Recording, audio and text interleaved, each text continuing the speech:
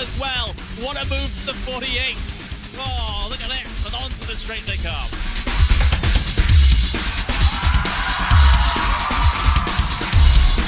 Brilliant move there from the number 40 to make it through. That left-hander sliding up the inside, going up now over Hawthorne Hill, down Pilgrim's Drop, and it's brilliant stuff here at Brands Hatch.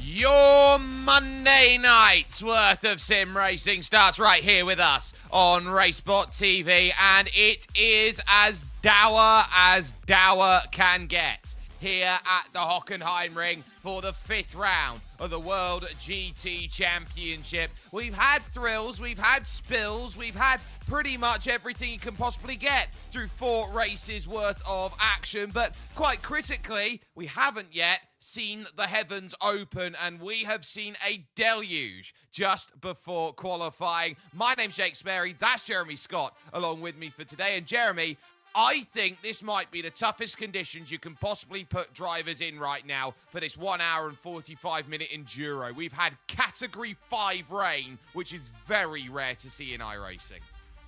It really is, and, I would say oceans are drier than what we're seeing here tonight at the Hockenheimring because we've seen the wet conditions. I had a chance to see our buddy Paul Smith on board, and he said that every time he was getting back on the gas, he was just hitting the TC, so it's going to be a very interesting enduro, which pit stops working in. That's going to be a lot of fun. Yeah, we also heard from him. He said it's wetter than an otter's pocket, which is a fantastic expression to say how it's going. First enduro of 4 on the calendar. We got 1 at a circuit to be confirmed. That went to drivers' vote last week. Circuit of the Americas then ends up in the race after that on the 20th of April, and then all the way down to round 10 of the championship for the Miami Autodrome for the 10th round of the championship, the final enduro of the season. So who looks to put themselves in play on the enduro is going to be critical, especially when we start talking championships and where everyone's stacks after the cards have started to fall. It is, as far as pro is looking, been a very good start for Nikolai Perlison, who is there in front for the Falcon Sim Racing team, but not by much. Just the 9 points to the ever-consistent Anush Mira, who is keeping himself good in the early stages. Jan Dufner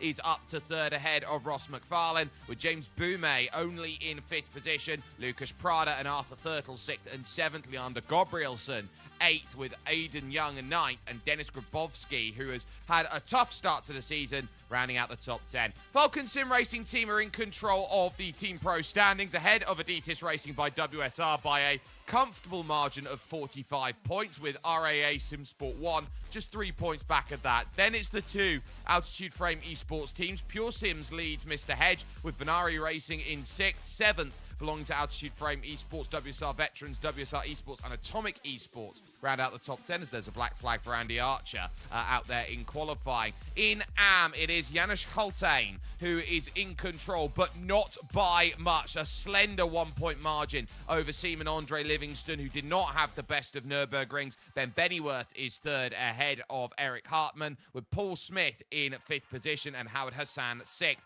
Benjamin Gregory will have Dean Timms behind seventh and eighth, with Colin Sansom ninth, and Nathan Healy for Full Tilt V Motorsport rounding out your top 10 in the AM standings. Full Tilt V Motorsport in control there on 506 points with RAA Sim Sport 2. You then got Full Tilt and RAL Racing XP91 Academy third and fourth. Empire fifth, with the Fry Guy Motorsports team in sixth. You then got Epic Sim Racing, Quad Dash Racing, and Boosted Motorsports making the field. And finally to Pro-Am, where William Guthrie once again proved that he was going to be a very tough character to beat over at the Nürburgring Nordschleife, or well, what was the Gesamtstrecke as we ran. He's got himself the margin now of a full 36 points over Michael Gray, with Tommy Fast, Tommy Vidal there in third position. Ben Altria, William Guthrie's teammate, is fourth ahead of Ben Cullen and Ivan Turnison in sixth position. Josh Turnbull and Josh Boot are making sure that it's an all Josh 7th and 8th, with Owen Neve in ninth position,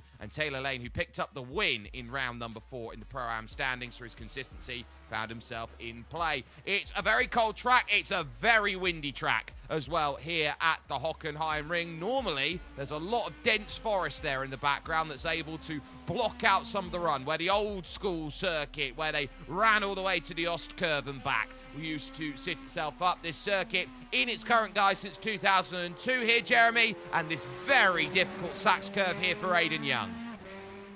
It's always been difficult for drivers. It makes it even more difficult when it's wet out there, as the American trying to do his best to get up onto that top 10. He's already 12th fastest. Let's see what he can do through the sectors as he works his way through the final part of the track. Anders Mira still on the clock as well. And Aidan Young looks like he'll stay around that 12th spot as he hits that curbing right there in turn 1. You see all the standing water. That's going to make pit out very treacherous as we work our way through. Well, what's critical is they're now in a little bit of a dry patch here. So they had Category 5 rain just before the start of qualifying. It's now in a patchy, light shower period. There is expected to be Category 2 and 3 rain, which is green and yellow band on the iRacing radar after that. So they've got to take advantage on being out on the circuit as late as possible, because these are going to be the best of the qualifying conditions. And you just get the sense here, heading into the Spitzkehre, it's a lake down there on the inside. There's a reason why some drivers were jokingly on the radio saying, look, you got to turn around and look at these conditions and red flag them, because the FIA wouldn't let us race in this. No, you're not wrong. But at the same time, this isn't the FIA, and you know what? I hate to say it, because I'm one of those proponents looking at this track conditions in real life saying, yeah, you got to stop it. But on the big boy pants and run, this is going to be absolutely entertaining, and rain is a great equalizer for a lot of these drivers. Michael Evdaka, 49.263, fastest lap of the session. James Boomey goes up to 4th quick. Aidan Young still 13th. Let's see what he can do around Sector 3. Decent times around considering how damp it is around here, but I've got to say, I don't know if Aidan's going to be able to make his way up.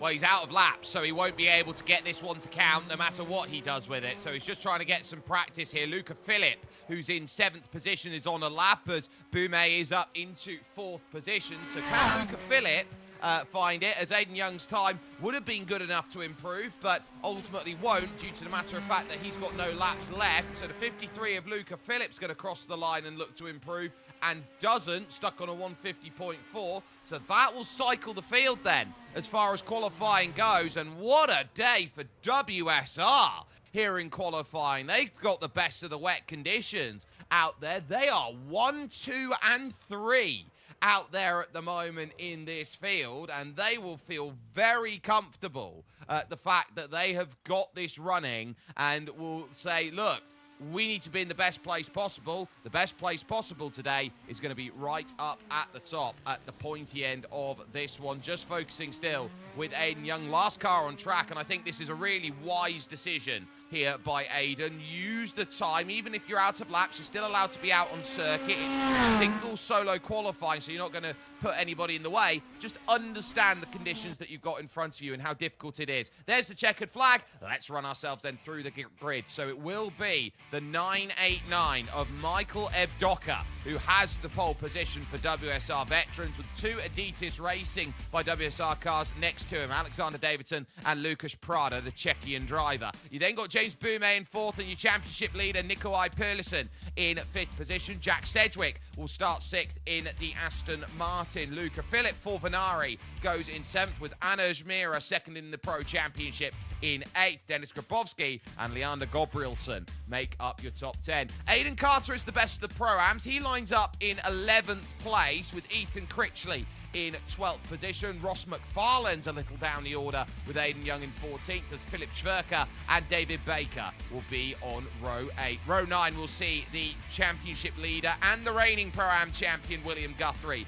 in 17th place, with Michael Gray in 18th. Eric Hartmann, the best of the AMs, starting 19th in the RAL Racing XP91 Academy AMG Mercedes, with Josh Booth for Empire Motorsports rounding out the top 20. Nicholas Gross and Tommy Vidal are on row 11, with Altitude Frame Esports Pure Sims locking out row 12, Arthur Thurtle and Adam Watson. On to row 13, where Tristan Engelstad is there with Andy Scheel, as Gianni Teher is there with Joe Newman in 28th. Jack Osborne and the AM Championship leader Janusz Hultain is there in 30th. Howard Hassan then has Ivan Turnerson on row 16, with Jesse Payne-Wilkins and Luca Tingor in 34th position. Paul Smith will be going from 35th, with Paddy Falconer, who could not race last time out. He's 36th, as Ben Bennyworth and Jaco Vonderlit there in 37th and 38th. Andrew Archer and John Lloyd make up the top 40, with Jacques Eva and Colin Sanson then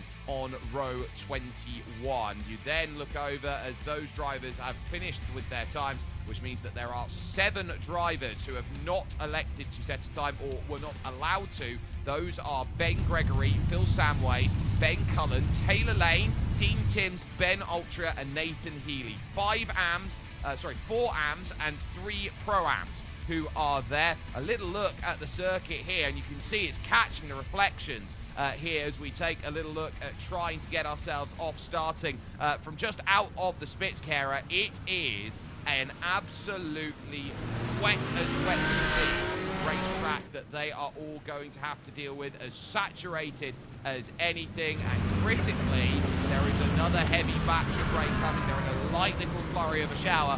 I think here, Jeremy, in about 15 minutes time the heavens will open again and everyone is just going to be Bambi on ice.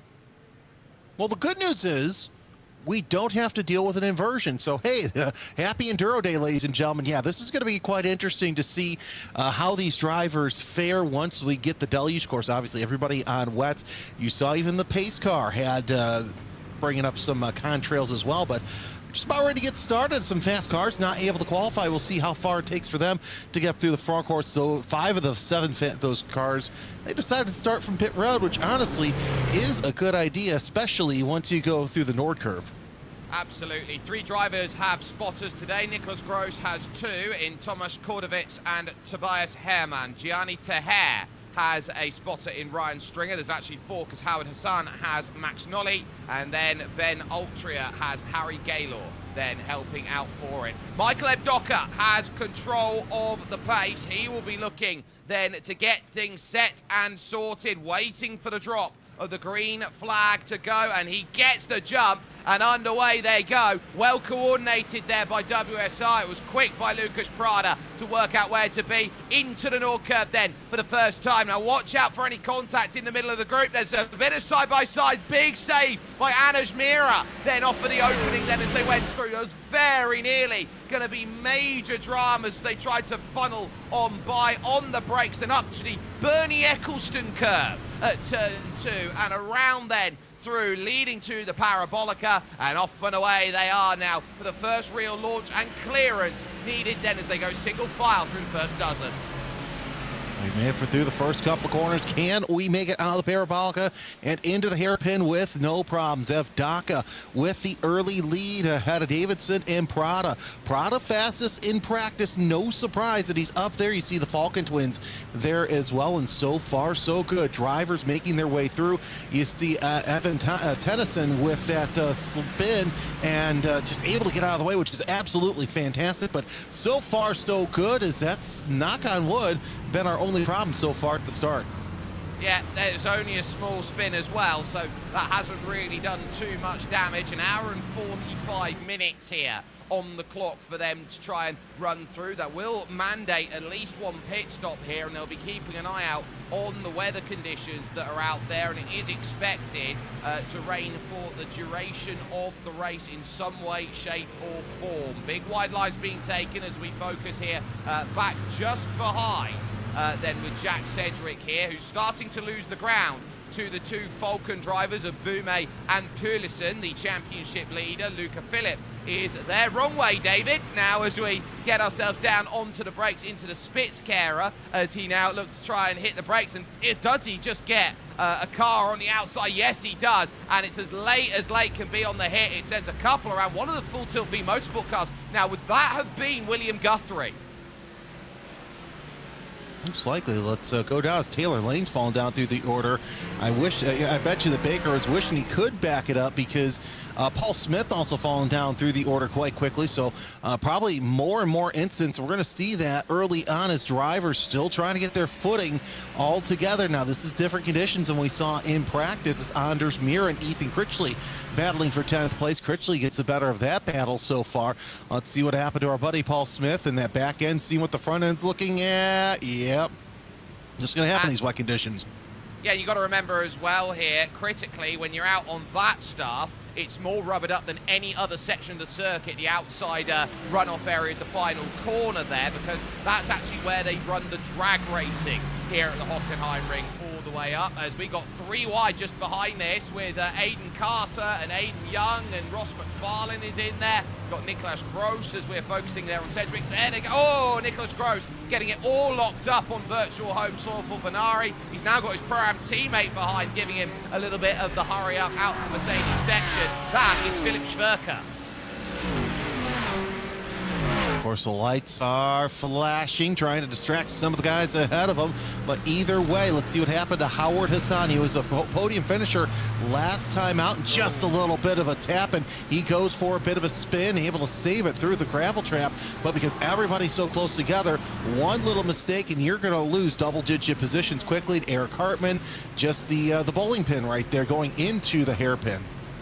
Yeah, it's so easy to do, and we see it so often how tough a circuit like this can tend to be, and we do note that was difficult there for Eric. So there is a little bit more to deal with. Adam Watson back now in 24th position and looking to try and climb up the order. Benjamin Gregory dropping down by the looks of things too, as we focus with the side-by-side. This is Dennis Grabowski giving a little bit of door there to Luca Phillip as they now enter the Parabolica corner, and this long sweeping left, and you've got to try and keep the power down over 220, 230 kilometers an hour. Look for some sightline. Luca Phillip electing for the outside, and then how brave on the brakes do you dare to go at this stage into the very tight Spitzkehrer car on your inside, buddy. And just like that, Leander Gabrielsen just doors his way through.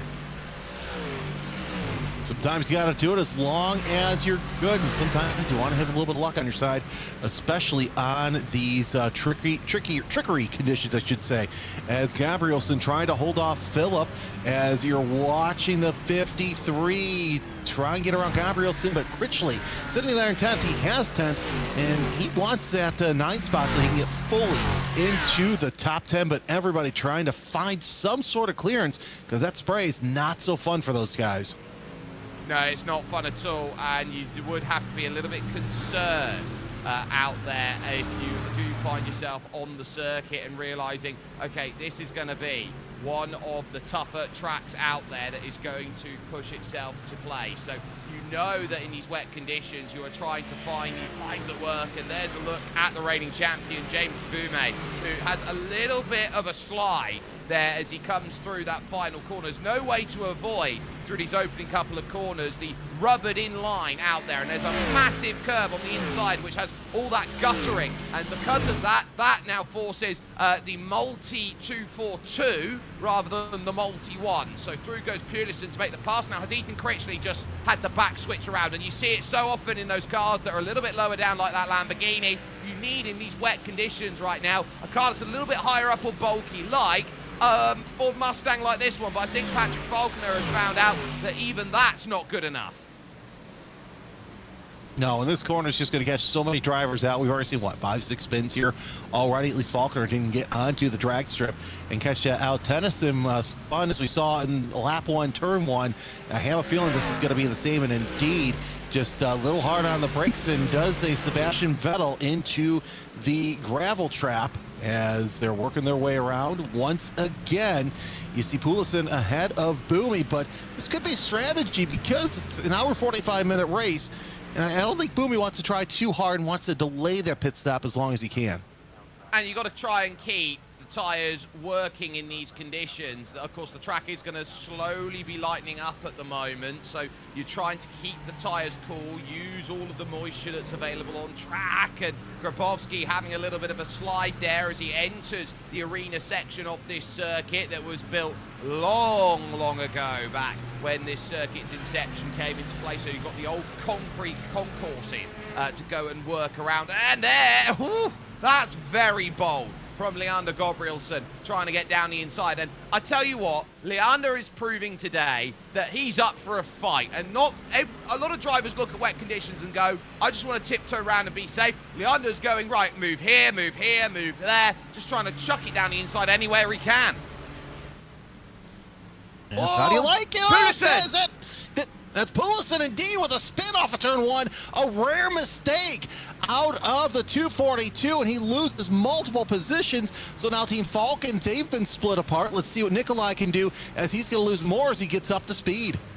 Down to 14th place with that moment. He's now behind Ethan Critchley, and I'm looking at the damage that Pearlison could have, and it's minimal out there. Andy Shields also had a moment out on circuit. Again, is it through? Looking towards the Sud curve, it is, and just the back switching around when it doesn't. Pearlison here through the Nord curve, and I think he's just out on the curve here as he tries to put the power down, and that curve basically might as well be considered a puddle at this point. It's tough, and now Gabrielson pushing out wide. Dennis Grabowski, he holds the brakes and the place, and it's bringing the group back here. Phillip, Mira, McFarlane, you've got the likes of Aiden Carter here, Aiden Young, they're all in that group, and they're all being held up right now between Grabowski and Gabrielson, deciding they're going to go tete-a-tete.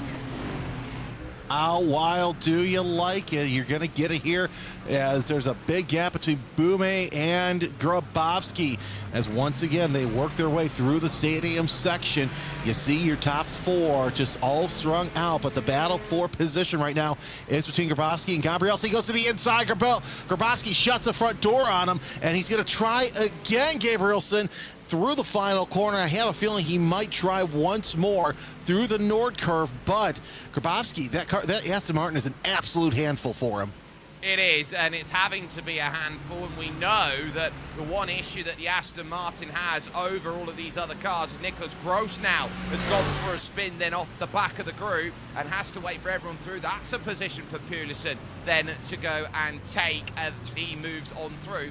The issue that you're going to find is that Aston Martin, the place it doesn't work is the lower gears. That's what Jack Sedgwick said after the opener at Jerez. And so for Grabowski, if he's looking at the gears here, Leander Gabrielsen is going to be able to get on the power quicker. Andy Archer in trouble. Oh, Ethan, has he had a turnaround there with Nikolai Perlison as they went through the opening corner? He went straight back across the opening section, and that created troubles. On the bottom of your screen there in the bottom right, we got a massive scrap on at the moment as they're stuck behind what is the bottleneck of Grabowski. Luca Philipp now is going to want to get himself in to play here. Right now, you can throw a blanket over all of them looking for a place. Where does Anish Mira go? He'll go the long way around trying to get it done on a Venari racing car of Luca Philipp. He's going to get the inside for the next two corners, gets in the side of him, now needs to drive and should be able to get the place.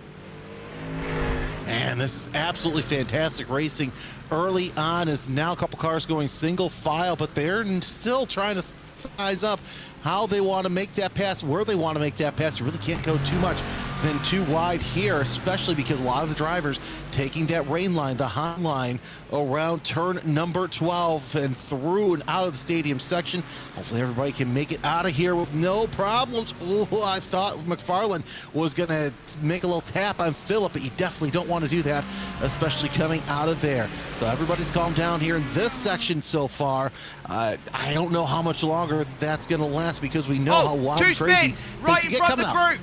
There goes Gabrielsen, there goes Grabowski. They all scatter around and nobody gets a bit of contact as they go through there. So they've just about skirted away with the troubles as they went on through. That could have been so much worse than it was as they went spinning in sympathy of each other. And these conditions now, well, they're all right for the moment, but guess what? That next rain band's about to hit, and it's going to be a heavy rain cell. It's a matter of how hard are these racers going to race. It looks like that this is the final lap, so they're trying to set themselves up for this rainy portion of the race. McFarlane gets around Mira for the time being. They're side by side coming down off the hairpin. Let's see exactly how Gabrielsen went for the spin, and I have a feeling that he's going to hit that bump, and indeed, that's what gets him. Oh, it's a sympathy spin. Yeah, so I think it was the puddle. They both caught the same puddle, had the same lack of grip over the front right tyre as the water drags the car to one side, and basically you get the rotation of the wheels going at a different speed compared to each other, and the car just goes, no, you're going to go around. No surprise there, and rain is just really going to mess things up as they work their way around. You're on board with Aiden Young into the top 5. He has entered himself into this discussion for this Phillip Mira McFarlane group, as you see the lone Corvette in the field making its way through. And you got to think that this is the perfect car for the conditions. Doesn't have as much cylinders as the rest of the rear engine cars, and it's able to completely balance how it's running with it being, like I said, a mid-engine. Took a look back at the issue between Perlison and Critchley. That was all Critchley on his own. Nikolai has nothing to deal with in there. Another Venara. Oh, Nicholas Gross for a second time here. Same corner. Is he just going to go again? Yes, he is. So that's the second time we've seen Nicholas Gross then go around and run himself into troubles, and he has to wait and do a point turn. Oh, that was very nearly a dangerous rejoin going on through. Want to talk the front for a moment, because Alexander Davidson, who's had, I would say, a very quiet start to this season, is still with Michael Evdocker, and they're giving the work at the moment. But as that's all going on, you got Aiden versus Aiden right now. This is 8th and 9th. Aiden Carter is your Pro-Am leader. I will note as well, we've got a battle on for the Am category lead as well, between Tristan Engelstad, who leads the Swede, and Janusz Halte, who has just fallen off the back. In fact, it's Engelstad trying to attack Tommy Vidal now. Yeah, Aiden Carter's not helping their case in the Aiden for Pro, but let's see what happens here as Michael Gray sitting right now in 15th position, trying to close in on race 2 winner Arthur Thurtle. Gray and Thurtle running neck and neck for that 14th spot. You see a little bit of blue sky, but that is deceiving as the rain is coming down harder here at the Hockenheimring. Behind them, you've got the Joe Newman, Tommy Vidal battle. Yeah, and you see blue skies on the horizon, but the rain is coming in with the whipping winds that are here around this place. They will now work themselves here as we focus on Vidal. Engelstad, the AM leader at the moment. Joe Newman leading the trade out there at this point for Empire Motorsport, who have a fantastically beautiful livery. Oh, Jack Osborne having a big slide about then through the first part, and then as they make the transfer through, that's how quickly it can go wrong. Howard Hassan moving out of the way then of the traffic going by, but now you're just trying to keep yourself steady, and Jack Osborne putting the car to the pits. There is Howard Hassan, who goes around and has his big spin in the Rao Racing 93. It's not the first incident that we've had with Hassan. Already in the pits, Critchley, Watson with the mechanical black flag, Osborne, Tennyson, and then you could go is Phillip and Mira going side by side. Once again, Mira gets the best advantage so far, and it is getting darker and darker around the hairpin. It's going to be harder to see for a lot of these drivers. Now Ross McFarlane has to hold on to Mira as Phillip able to get that fifth position back. How long will it stay? They're in the aptly named Mercedes section of the racetrack, and it's a Mercedes who gets out front. Luca Phillip ahead of the BMW of Anders Mira. The way the rain's coming in, it will actually hit the stadium section and the front stretch first. Everywhere else is going to wait a little bit longer to get the heavier bouts of rain. They will pass the Porsche Centre then as they go through the right, which used to be known as the Mobile 1 curve, and into the Sachs curve, which in my view, as we just saw a little wiggle just as we cut away, is the toughest corner on this circuit, bar none. Leading battle now on your screen, Alexander Davidson just holding his ground steady here with Michael Evdocker. They're part of the same organisation at WSR Esports, but representing two different teams. You would argue for the veterans is Michael Evdocker, for what should be considered the lead team for the team's championship, the Adidas Racing by WSR Esports team out there at the moment. Alexander Davidson is hot on the heels. And no surprise here, we know how good Davidson is. You know, where he's at in points really doesn't speak, because he had a couple of bad races in the first round of the season. As you're watching two great battles, as Evdocker holding off Davidson once again, Anders Mira trying for another attack, as Luca Philippe holding on to sixth place, wants to get into fifth place. Let's see what happens as they work their way through the Parabolica, but you take a look at this battle for the lead up top. Evdocker, he's got Davidson behind him. You just can't tell. And can the outer line work for Phillip? It does not, as they're nose to tail. But this Aiden Carter-Aiden Young battle, Young with the tap on the back of Carter as they work their way out of the hairpin. It's a side-by-side battle, and Young's going to back off as Carter takes a little wiggle heading into Mercedes.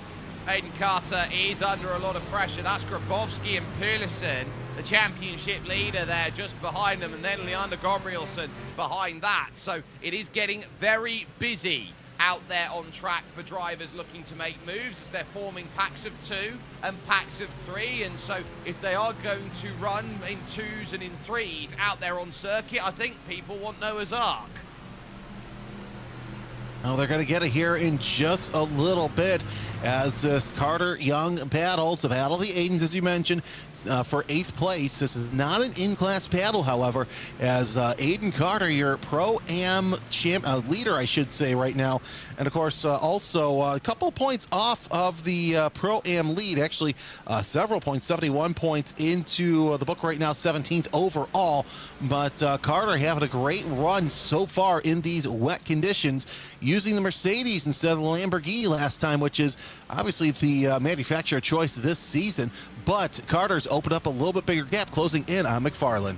And you got to think he's already 230 points back over William Guthrie at the moment. He needs every point he can get his hands on, and today would be a perfect time to start clawing back that gap in the championship. So there is a lot of focus on how you go forward, and there's no argument. If you're down in the points, you shouldn't be in the argument for pro. Pearlison taking a slightly different line as he tries to get the move done on Grabowski, who has him covered as we... Oh, straight through Skittles! Gabrielson outbroke himself, caught Grabowski and Nikolai Pearlison. Seems like the Lamborghinis are having problems here, but then again, that's no surprise. They got the bigger motors, even though they have all the weight at the back. Let's take a look at this on replay. As, it just came in way too hot and definitely played a little bit of contact there with an Aston and a Mercedes.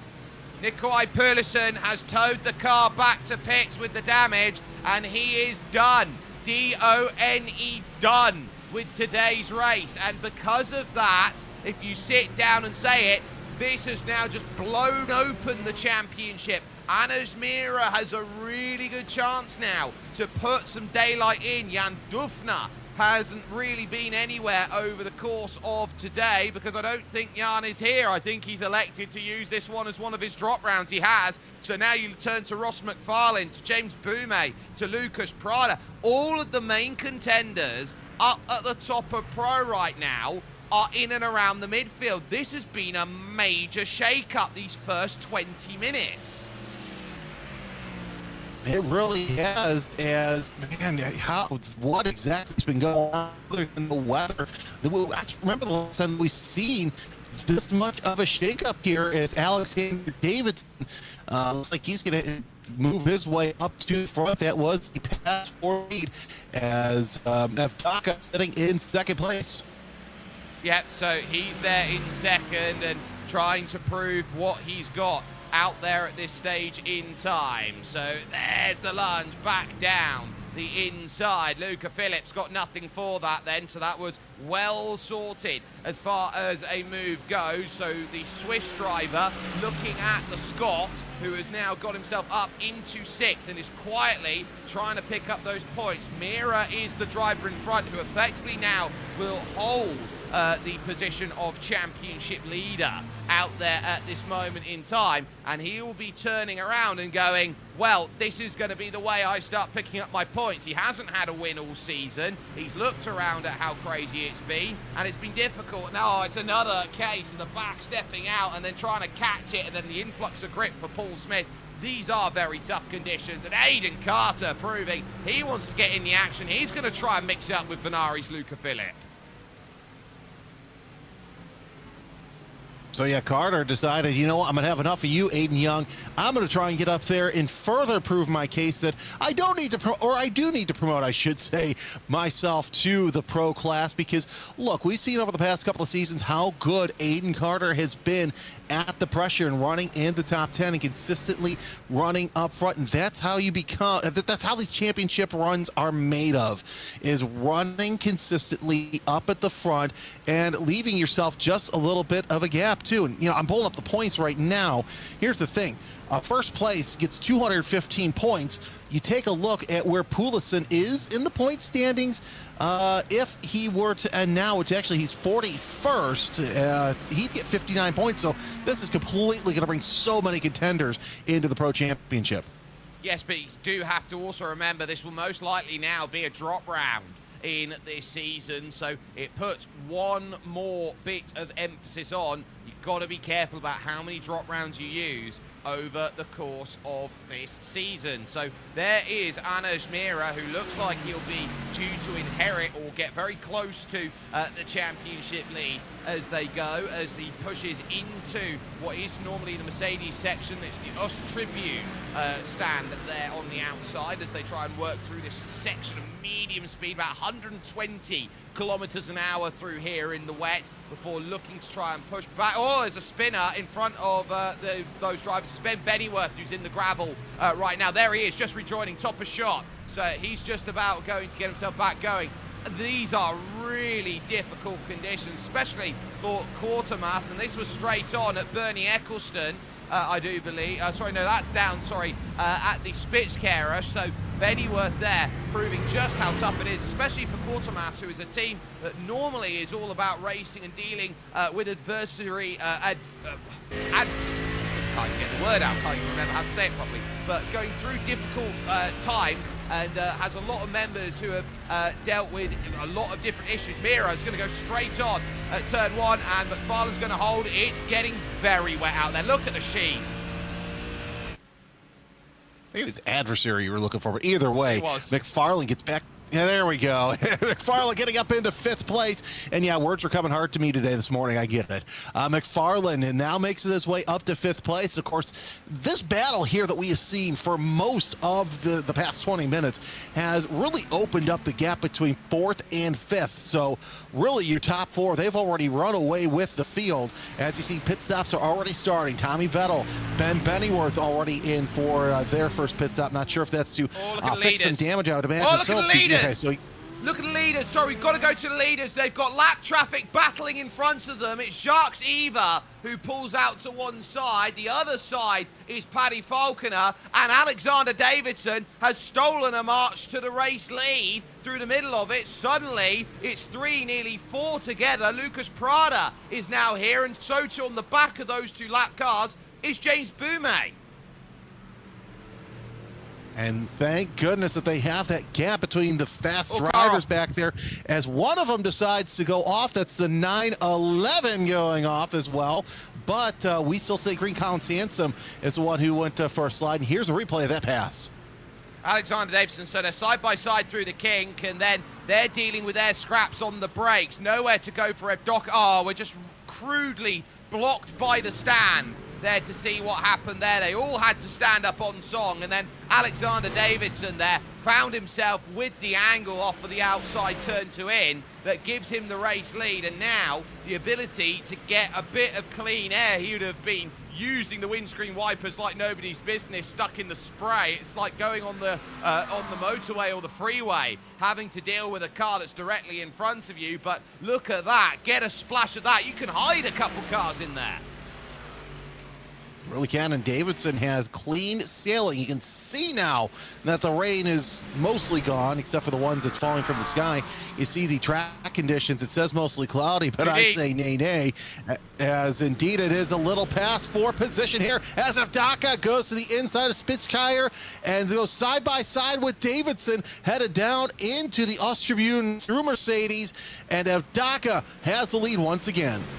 And you also turn around and think in these wet conditions, they're not burning as much fuel out there as they would do otherwise. It can open up the pit window in a race like this. You normally expect to hit the hour as the best time to come in. That'll be in about 18 minutes time. But I would argue you could hit an hour 5, maybe even an hour 10. So this might just be all the jostling these front 4 need to be looking at just before pit stops start to truly open. I wouldn't be surprised either because, yeah, like you said, they're not burning as much fuel, so they can easily get away with running longer than what they can a normal stint. Evdoka opens up a half-second lead as Lucas Prada knocking at the door of 2nd place. You can kind of see the leaders as they will have to encounter more lap traffic here. And of course, that's not a pass for position right now because Prada's getting out of the way. He wants to see what's exactly in front of him as the Nord curve has turned into a lake. I'm looking around Jack Sedgwick. I think that's damage for him as he's trying to get the car back into pits, as he has done that very early on by the looks of things at turn 1 by the looks of it. The Nord curve is where it's gone wrong for Jack Sedgwick, and he's now back out and away again. But critically as they go, this is Luca Philipp, who finds himself in trouble. Oh, and that's just a car swapping around there through that left-right. They've got a rallycross variant over the course of there as they go through Bencut. Look at it. It is a lake there at turn 1. It's no longer Nord Curve, it's Nord Lake because it's just such a gleam of glass, and you see some of the drivers making their way through. John Lloyd with a spin as somebody else goes off there heading into the Sud curve. But man, this is just absolutely treacherous conditions, and yeah, if we were running in real life, this would be a red flag indeed. But now the drivers, they're on their own. They got to try and survive the next hour and 16 minutes. I'll tell you what, John Lloyd is also the same name of the famous tennis player John Lloyd, who created a lot of health centres out here in the United Kingdom. And so I think today John Lloyd's realising, swimming pool sounds good for me in terms of my R&R, my rest and retreat out there in this race. But as they now start to deal with these awful conditions that they're driving in at the moment. It's still Evdoka who has got back through on Alexander Davidson, Lucas Prada in third, and James Boumet is in fourth position. Ross McFarlane is in fifth, which means that today for the team's championship, it's a turnout for the books when you've got Adidas by WSR right now here, Jeremy. 2, 3, and 5. Absolutely fantastic for the team championship with that team, which sits second in points, 45 behind. So I have a look. It's an all-star team. Let's just be real here. So no surprise that they are able to sit second in points. But I think that that points title is going to be either tighter or it's going to change here at the end of the day. Davidson falling a second back. And we'll see how this all pans out here, but I have a feeling the wetter it gets as you see Paul Smith getting out of the way, avoiding the lead lap battle, decides to go high, and rightfully so, lets the drivers do their best, but it's just the conditions are absolutely awful here, and I think I saw some ducks that were looking for cover as well. Well, the good news for the ducks that are looking for cover is that it is expected to get sunny in about an hour and 13 minutes. So right at the end of the race, Phil Samways overcooks it. And then as he just tried to get the power on, loops the car out, and then tags a Porsche for his troubles. That's the 996 Empire car of Josh Boot. And you see there the wheel just not wanting to play that much ball. Then to go through, even at those low speeds, because you're carrying so much momentum and energy as you aquaplane here on the water, there's not much you can do. There is Michael Gray once again trying to go around the outside. It's like a sheet that you're trying to work through at the moment. This is what they're having to all try and pivot and dance on at this stage. Jacques Eva is lap traffic they were trying to get by. John Lloyd as well in there too. But you got Gray, Joe Newman, and Evdoka's gone around. Evdoka's gone around, and he's now down into fourth position. Another one caught out by the transfer crossover towards the Sud curve. I don't think that anybody is safe from the conditions here as we watch the replay with Evdoka. And there's only so much you can do because, you know, you think, oh, well, you could take the wet line. No, you really can't, headed towards the Sud curve. And thankfully, just gets that tire onto the drag strip. So a little tough for him to get back going, but he's underway. And yeah, this is the nature of this circuit. It makes the rain line very, very sketchy. Patty Faulkner doing another spin cycle once again. I'm sure he's one of the ones ready to just get this race over with.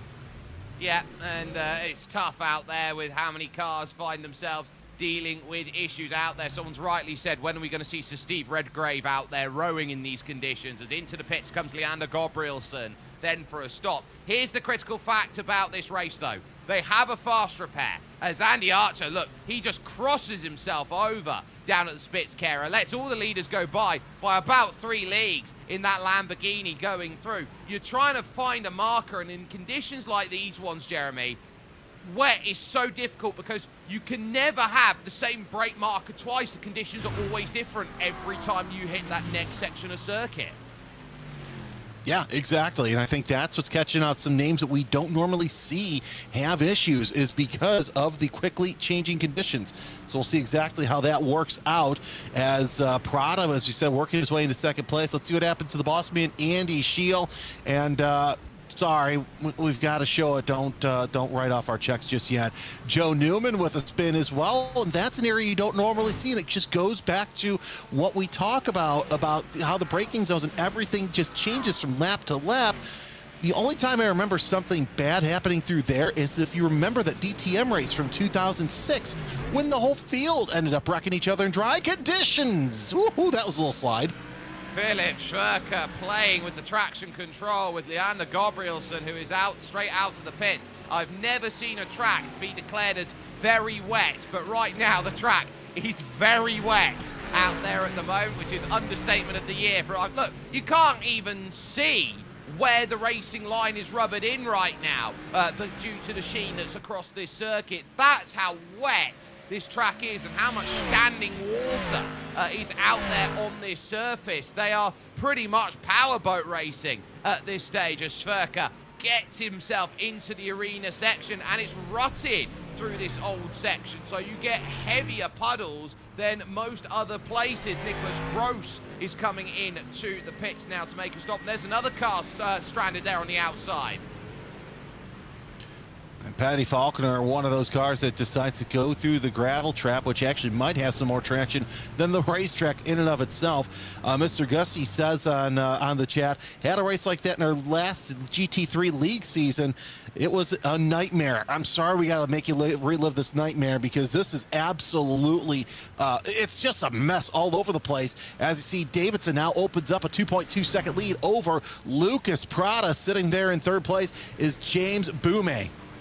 Yeah, James trying to keep himself in. Andy Shield having a big moment here at the Sachs curve, and he's just proving how tough it is. He'll get a massive splash up as he goes through, tries to get the power back down, up over the top of the berm there, and into the gravel. Now, in comes Lucas Prada to make his stop, along with Alexander Davidson and James Boumet and Michael Evdoka. Jacques Evers' car going around then, just coming onto the section. Andy Archer's got a meatball, and Michael Evdoka then makes it the top four.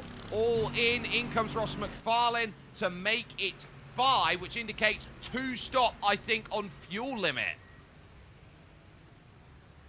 Okay, so we're reaching the fuel limit about the same time we normally would under dry conditions. That is very interesting, as Anders Mira is going to get another lap out there. Aiden Young also going to do the same. So some drivers deciding to try for the overcut, which you might be able to do with not as much spray out there, but it's still so wet. You really got to tiptoe your way around the circuit as much as you can. Defending champion Boumet gets out into 4th place, ahead of Prada, ahead of Evdoka, and ahead of everybody. Well, there's Paul Smith's spin as he goes looping around, and that was right on the pit entry as well, which would have put a lot of scare onto that run. But Boumet with a quicker lane transit than Lucas Prada critically as they go through. Now, try and get these tyres up to temperature that have come out then onto the car. It's a nightmare, and it takes a couple laps for them to get anywhere good. But right now, it's a case of, can you get anything full stop out of these tyres at the moment? Look at this on the brakes then as we focus with Lucas Prada. He's lost a second, and he's got to try and stay close and resolute to the back. All they've got to know that there's a car in front is the brake light flashing. Now, that's not to say that they've got a PlayStation controller, for example, hooked up, and they've got Christmas tree light brakes. That is the makeshift rain light that's there on the back to indicate conditions are treacherous. This is where the car is.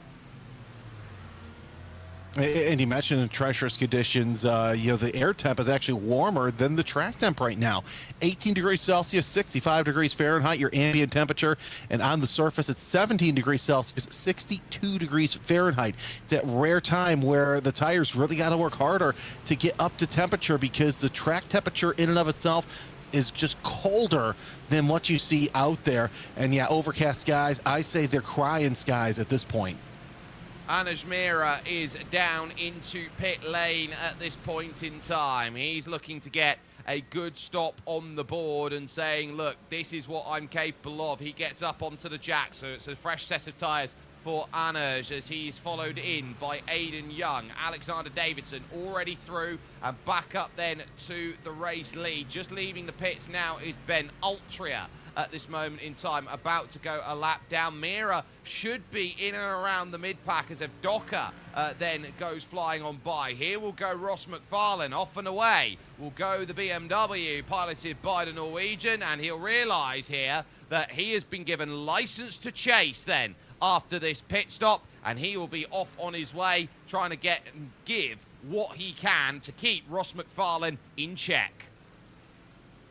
Well, he does get ahead of Carter and Young as Young comes out of the pits behind Carter. So once again, Aiden Young's like, okay, what do I got to do to get around this Mercedes? Either way, Ross McFarlane is doing right now in 5th place, and Andy Shield again does another spin through 15, headed into the Sud curve.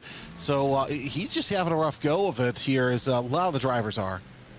Well, penalty limit here, and this is actually going to be important for today's racing. It is actually at 22 incident points. So if you're not careful out there and you get yourself in trouble and you are spinning around too much, you might find in the second half of this race, you could be heading down pit lane with a black flag penalty, as here's some side-by-side as they work on through. That's Dennis Grabowski and Leander Gabrielsen. Gabrielsen back up into the top 10 with that move, and a very accomplished pass at that. That's wonderfully done. Leading AM is still Aiden Carter.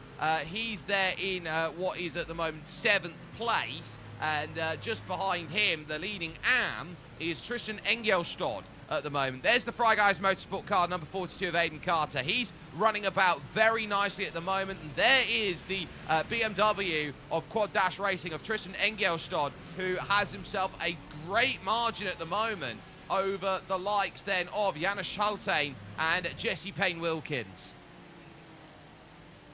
Yeah, but at some point with the series organizer, can he just wipe away those black flags? And yeah, never mind. But yeah, Engelstad, we saw him up in the top 10 here during the pit cycle, but Schaltane, 22nd position. It's not that often that you see him near the back of the pack, but Engelstad looking pretty good so far in the AM class, up 12 spots over, actually 8 spots. Math I can do today.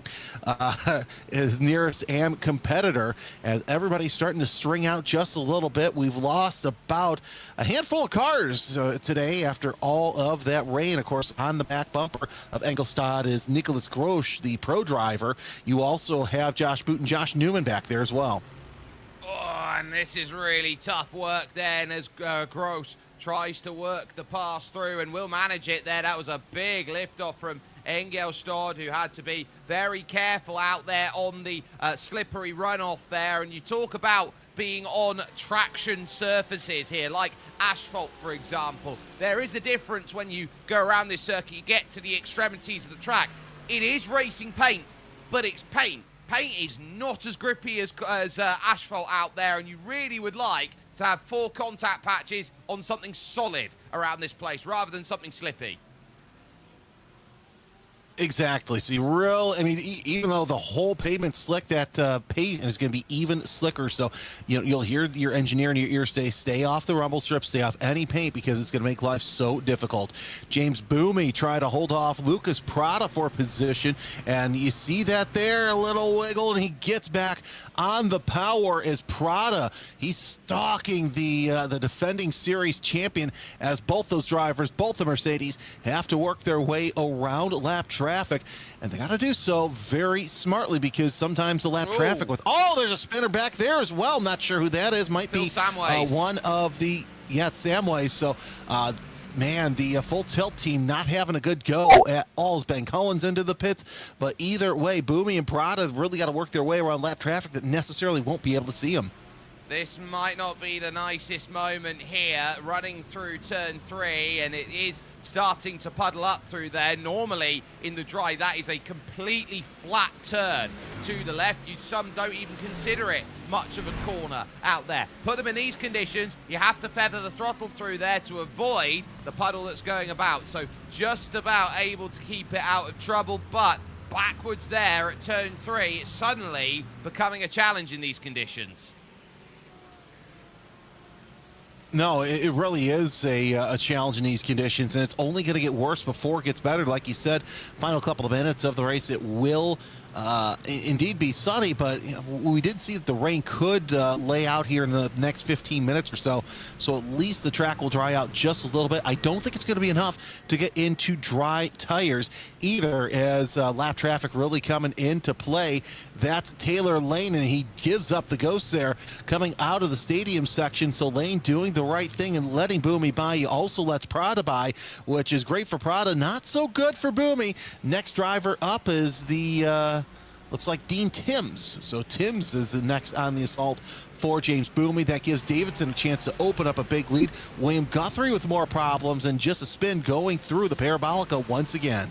That is the Pro-Am Championship leader and the reigning Pro-Am champion, going off miles away. He was caught up in the opening 10 minutes. He's been on the back foot, has Guthrie, ever since, and so he's been trying to work a way back, and give credit to him, he's gone from about 42nd now to 18th at the moment that he made that spin. So that was very, very tough to go and deal with. Prada still stalking here, James Boumet, but Boumet has got him at an arm's length at this moment in time, and so isn't necessarily having too much worry that Prada can chuck one down the inside at the next available corners that are here around this Hockenheimring circuit. But I tell you what, aren't they glad today that it's conditions like these on this shortened Hockenheim rather than the old Hockenheim that used to be run? Because that was the sort of circuit here, Jeremy, where it could be bone dry in one part of the track and absolutely pouring it down with rain in another, as we've got side by side here for Nikolai Purlison, who is, after the tow back to pits and the fast repair, slowly working his way up. He's got the pass done on Philip Schwerker. Schwerker's not giving this up, though, on the inside. He'll have to there, but Nikolai Purlison might still be able to get something out of this race, but Schwerker comes back. I think Nikolai's touched doors once again as Schwerka tries to keep Pulisic behind him, but Pulisic able to work his way around. So move your championship leader up one spot, but either way, I would be absolutely a fan of the old layout. And here's the thing, I'd say take away the chicanes even for these cars, because that would make things just a little bit more dicey and really put drivers on edge. And yeah, it's that would make life a little bit more fun today. But either way, this is just as fun as James Boumet trying to get around even more lap traffic, which is making his life difficult as Prada's fallen back a bit too. Yeah, that's Nikolai Purlison, though. Oh, yes, it is Nikolai Purlison, who is still trying to get to William Guthrie now. This is a pass for 18th. He's trying to get, and he gets well out wide. They're trying to hook up the corners, and there's no drive for Guthrie as he scrabbles about for grip there through 8 into 9. Adam Watson as well, who's lap traffic in the mix as well. And there is the pass attempting here, and a cross back over as Prada and Boumet continue on hoping that they're going to find these moves, and there's going to be a chance to go on and jump through. They're allowing Alexander Davidson out now to 4 seconds at the front of this pack, and this is really tough for them. They're running around right now doing 151s and 152s at the moment in this field. You talk about a circuit like this, normally you're talking 30-something with these cars when it's dry. Yeah, and just goes to show you what the wet conditions can do to a field as Prada's closed in once again on Boumet as they go high around the stadium section. We'll see if Prada decides to try some sort of attack here going into the Sud curve, which would not be wise in these conditions. Normally, it would be, a given that you try something like that around there. You see William Guthrie going around Pulisic, and Pulisic not letting that happen. That's a battle for 18th right now. Let's see, though, what Prada has in store for your defending series champion, as Prada, like we said, did quite well in practice, but oh man, this the Nord Lake is really proving very treacherous for a lot of drivers, as Boumet has to take the defensive line going into turn 2, and once again Prada is stuck holding the bag. Trying to find a way through at the Bernie Eccleston curve and not quite managing it. Philip Schwerker, then 19th, is going to try and work his way through on William Guthrie as well. So there is that they are trying to uncover in terms of a move, and at least for the moment, Guthrie can't quite deal with that. And there is James Boumet once again, just sliding it about down at the hairpin, the Spitzkehrer, before looking to get the drive. And this is what you're finding right now. You might not even need to go aggressive and make a move. You just might need to be in a position where you're behind, putting that latent pressure on and praying that you miss a brake zone by half a meter. In these conditions, half a meter with the braking properties that you've got around here suddenly can become 3 or 4 or 5 meters too far along down the end of the road. Now, at least this is the Hockenheim that has that concrete runoff, the paved runoff, so you're not really stuck bringing gravel onto the circuit. Here's Philip Schwerka sitting there in 19th position, trying to hold off the 36 of William Guthrie once again. So Pulisic making his way up to 18th, but the battle for second heats up. There is one of the Mercedes trying to hold off the leading Mercedes, the second place Mercedes of James Boumet, and Boumet able to use that Mercedes Mercedes is a pick as Prada gets stuck there in behind the lap Mercedes. Now has a bigger gap, Boomy does, just to breathe until we get to the Nord curve. But Whoa, Guthrie backwards. trying to do all he can. Gianni Teher backwards there at turn number 1, trying to desperately find a way back onto circuit in the back of shot. So he's just managed to get his Porsche pointing in the right direction. We are down to just 22 runners in this field on the leading lap, and we are nearing that halfway stage of the race. Let's take a look here. This is Gianni Teher, Nord curve again, proving to be tough, turns in early, just has nothing there as he scrubs the speed through the middle of the corner. That's just a loop around of loop arounds go. Yeah, no harm, no foul, but able to get back underway. And at least it's not one of those snap turns that sometimes you see, especially once cars get back on the throttle a little too quick here in these wet conditions. But Boomy trying to do all he can to keep Prada behind him. Prada throwing everything but the kitchen sink as they work their way into the stadium section once again. And gotta wonder, is Prada just waiting for an opportunity for Boomy to possibly slip up? Or is he going to try something here in some of the braking zones? I don't know. I think he might want to try and wait for the final section. We've had our first drive-through penalty administered, and it's gone the way of Nicholas Gross over at Venari. Big slide there from James Boumet. He is really being put under pressure at this moment, is the number 1. Gross comes in to take his penalty, and then there's a car rejoin that's very circumspect there from Ben Cullen trying to get out of the way.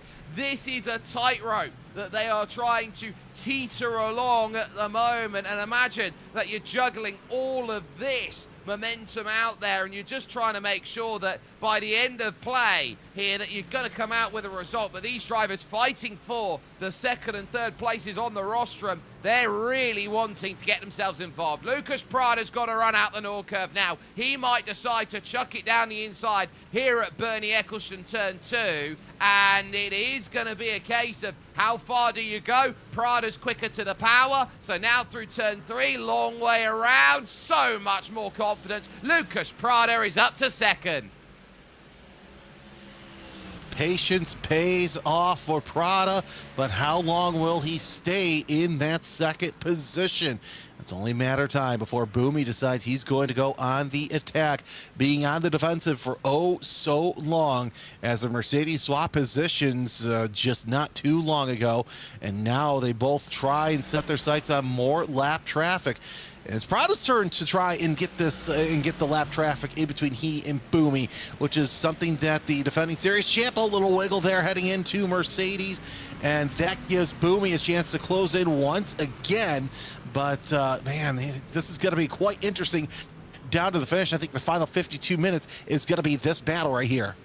I think it's the most important battle that we've got at the moment. Everyone has split themselves out into various groups here in this race, and so it's finding that life is very difficult for those others as they go on by. Now, I do know we are still in Category 2 rain out here, but there is hope on the horizon that the rain is soon due to stop. So they are hoping just to stave out the rain and just make sure they're in play. Michael Erdoka, though, will be worth keeping an eye out on because he's also in the 51.9 range as well in this race right now here, Jeremy. So when you sit down and look at Erdoka's position in regards to everything else, he's out of the podium. Prada goes around, spins around, and just like that, there goes the podium. What a turn of events, quite literally, after stalking James Boomy for so many laps, Jake. He has lost ground on the position, and now he tries to see if he can get back up to the podium. He's got a decent gap between he and Ross McFarland. Let's watch this replay, and once again, the lake here just ends up catching out another fast contender, and thankfully he put the brakes on early because he was able to keep Michael Erdoka out of danger as well.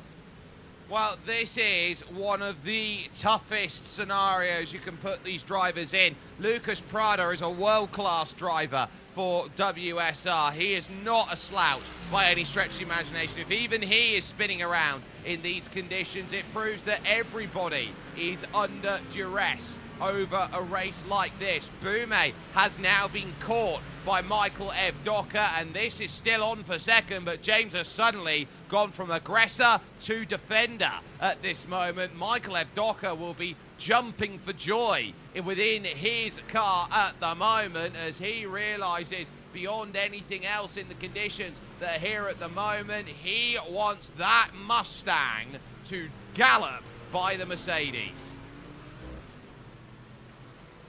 It's only going to be a matter of time till Evdoka tries something here as he catches up to Boomy, but Boomy able to open up a little bit bigger gap through the stadium section, and they will have a lap car to come in as William Guthrie comes into the pits as well, but still 50 minutes of racing. Normally we say anything can happen. I think this time I can actually say it, mean it, because there is just so many storylines taking place. And here's why William Guthrie is in the pits. It's a heavy hit into the stadium section, loses that back end, and now he's got to go get a repair. I don't know if he got a fast repair yet or not.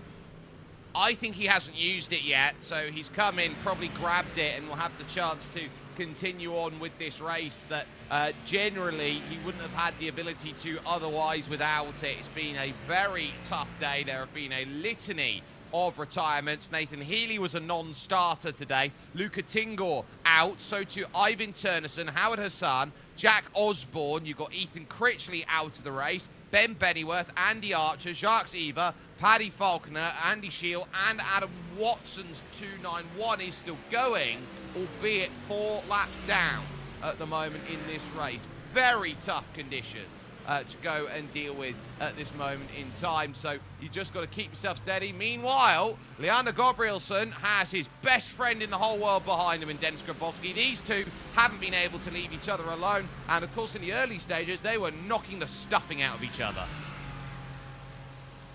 Yeah, tooth and nail. No surprise that now they're playing nice as they're working their way around, heading into the hairpin. Phil Samways gets a black flag penalty for too many incidents, and if Samways is getting that, it's only a matter of time until we see some big names get dinged for too many incident points, as Gabrielsen still sitting in 10th place.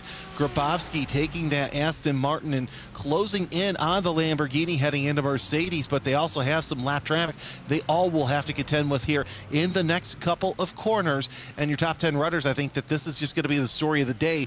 Slice and dice your way through lap traffic and hope that you can keep your competitor behind you.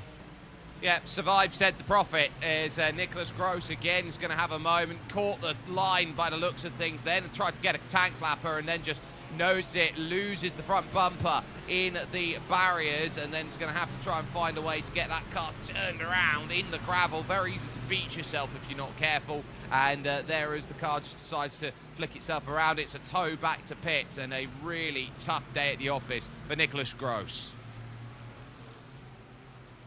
Yeah, I'm sure Gross is definitely going to forget about this one and hope that the next race is going to be absolutely a little bit better. But either way, this has been, whoever wins this one absolutely deserves it, because they've had to really just battle these conditions. Oh, that's a little wiggle there by one of the full tilt Mercedes. I think it might have been Samways who went off, and not sure if he made contact with the wall because we haven't seen him back yet.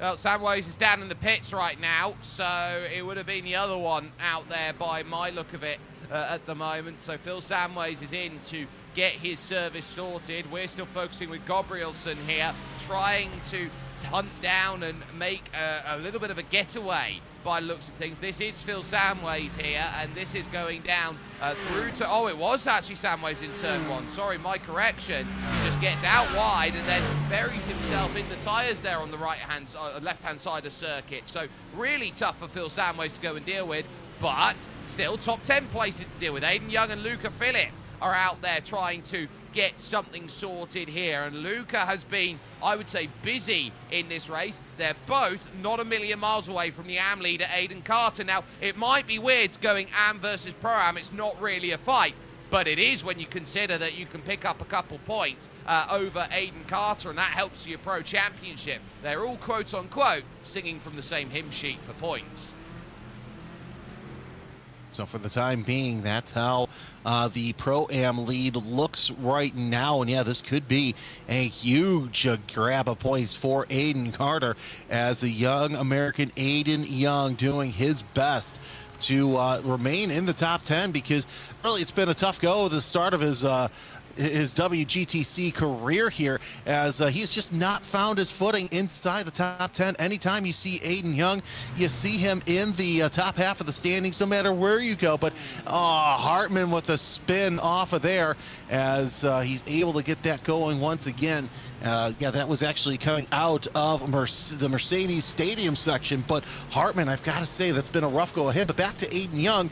I think finally we're starting to see Young realize the talent pool that is here within this series. And, even though a lot of the drivers that we normally see up the front have run into issues, he's risen to the occasion today.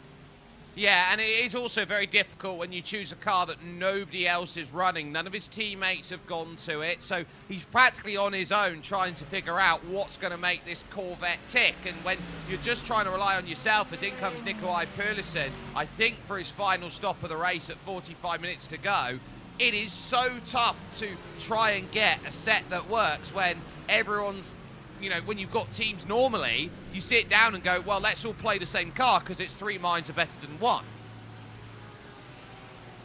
Exactly, and you see certain teams decide not to do that, which, fine, if that works for them, that's great, but a little odd that WSR is not using the same car this season, because we saw them up front, and Paul Smith, our buddy, getting the naughty flag. Big problem, that's why! That's a huge accident. Paul Smith caught up in it. I think that's Michael Evdoka who was there and involved. Davidson had a spin at turn 1. Paul Smith's now got a black flag for all of the troubles. But just like that, a look at it there from Paul. He realises, look, I've got to make sure that I get myself home safely. But the leaders have been heavily caught up. Evdoka is out and will have to take the tow and the fast repair to get back in. Jake, James Boomey's in the lead. He has made his way into the lead after falling back to third, 15 minutes ago? Well, I think you've got to look at what happened with Alexander Davidson. This was critical. So here's Paul Smith through turn 1. He goes over the curb, and he then finds Alexander Davidson on the inside of the circuit. He then goes around and then sees everyone trying to avoid Evdoka. Just is unsighted. He just plows straight into him, and Paul's very lucky at sim racing. Otherwise, he would have had his car split in about 3 separate pieces along the run over to the Bernie Eccleston curve. So what an unfortunate turn of events for the leaders as Davidson spins. We get to see that spin right now as we stay on board with the 55 as works his way, the back end just swapping ends, and thankfully gets out of the way, but it was wrong place, wrong time for Paul Smith as he also takes a spin through there as well. But talk about a quick turn of events. Seems like it's a race that nobody really wants to lead. Well, they were sitting 1, 3, and 4 as they were 1, 3, 4, and 5 as they were sat about 10 seconds before Davidson's spin. Afterwards, about 20 seconds later, it was a case of they're suddenly 2, 3, 4, and goodbye and gone. Aiden Young in 7th now, the fourth best for the WSR cars. So Alexander Davidson now with a little bit of damage there, we have to note. He's going to try and pull himself back in, but 4 seconds to chase down James Boumé here at the moment. A gift out there at the moment for the reigning champion, who, at this stage, can be accused of being hot than not. He's been great. He's got 2 wins to his name this season already, but when he's not had a win, he's had a nothing. He really hasn't. Oh, watch him just absolutely cut the difference between Paul and the wall. And indeed, he saves it. It barely looks like that he had to move it all. And just watch that. Oh, you got to sit back there and just feel bad for Evdoka. He had the race doing quite well, but unfortunately in the pits with a mechanical black flag. I take a look at the rest of the field. Yeah, Paul Smith with a black flag and a mechanical black flag. That's talent right there. Yeah, well, 2 for your mistakes, so to speak, out there at that point. James Boumet then, and you look at that gap, it was 4 seconds. In just this lap alone, it was down to about 3.5, and he's really going to have to work now through the Sachs curve and proving that every corner is going to matter in a race like this. And what people don't realise as well about wet weather races is just how much concentration goes in. Not only is it an enduro of hour of 45 that you've got to have to focus on, and normally these drivers get a little bit of time to switch off, it's an hour and 45 in the rain where every corner is scrutinised to the nth degree. I am not surprised we're seeing spins and mistakes here just because of how difficult it is. Docker will come out after a 3.5-minute stop, and he'll be out and away in 15th. So I'm not quite sure where he is. 15th place, is he maybe?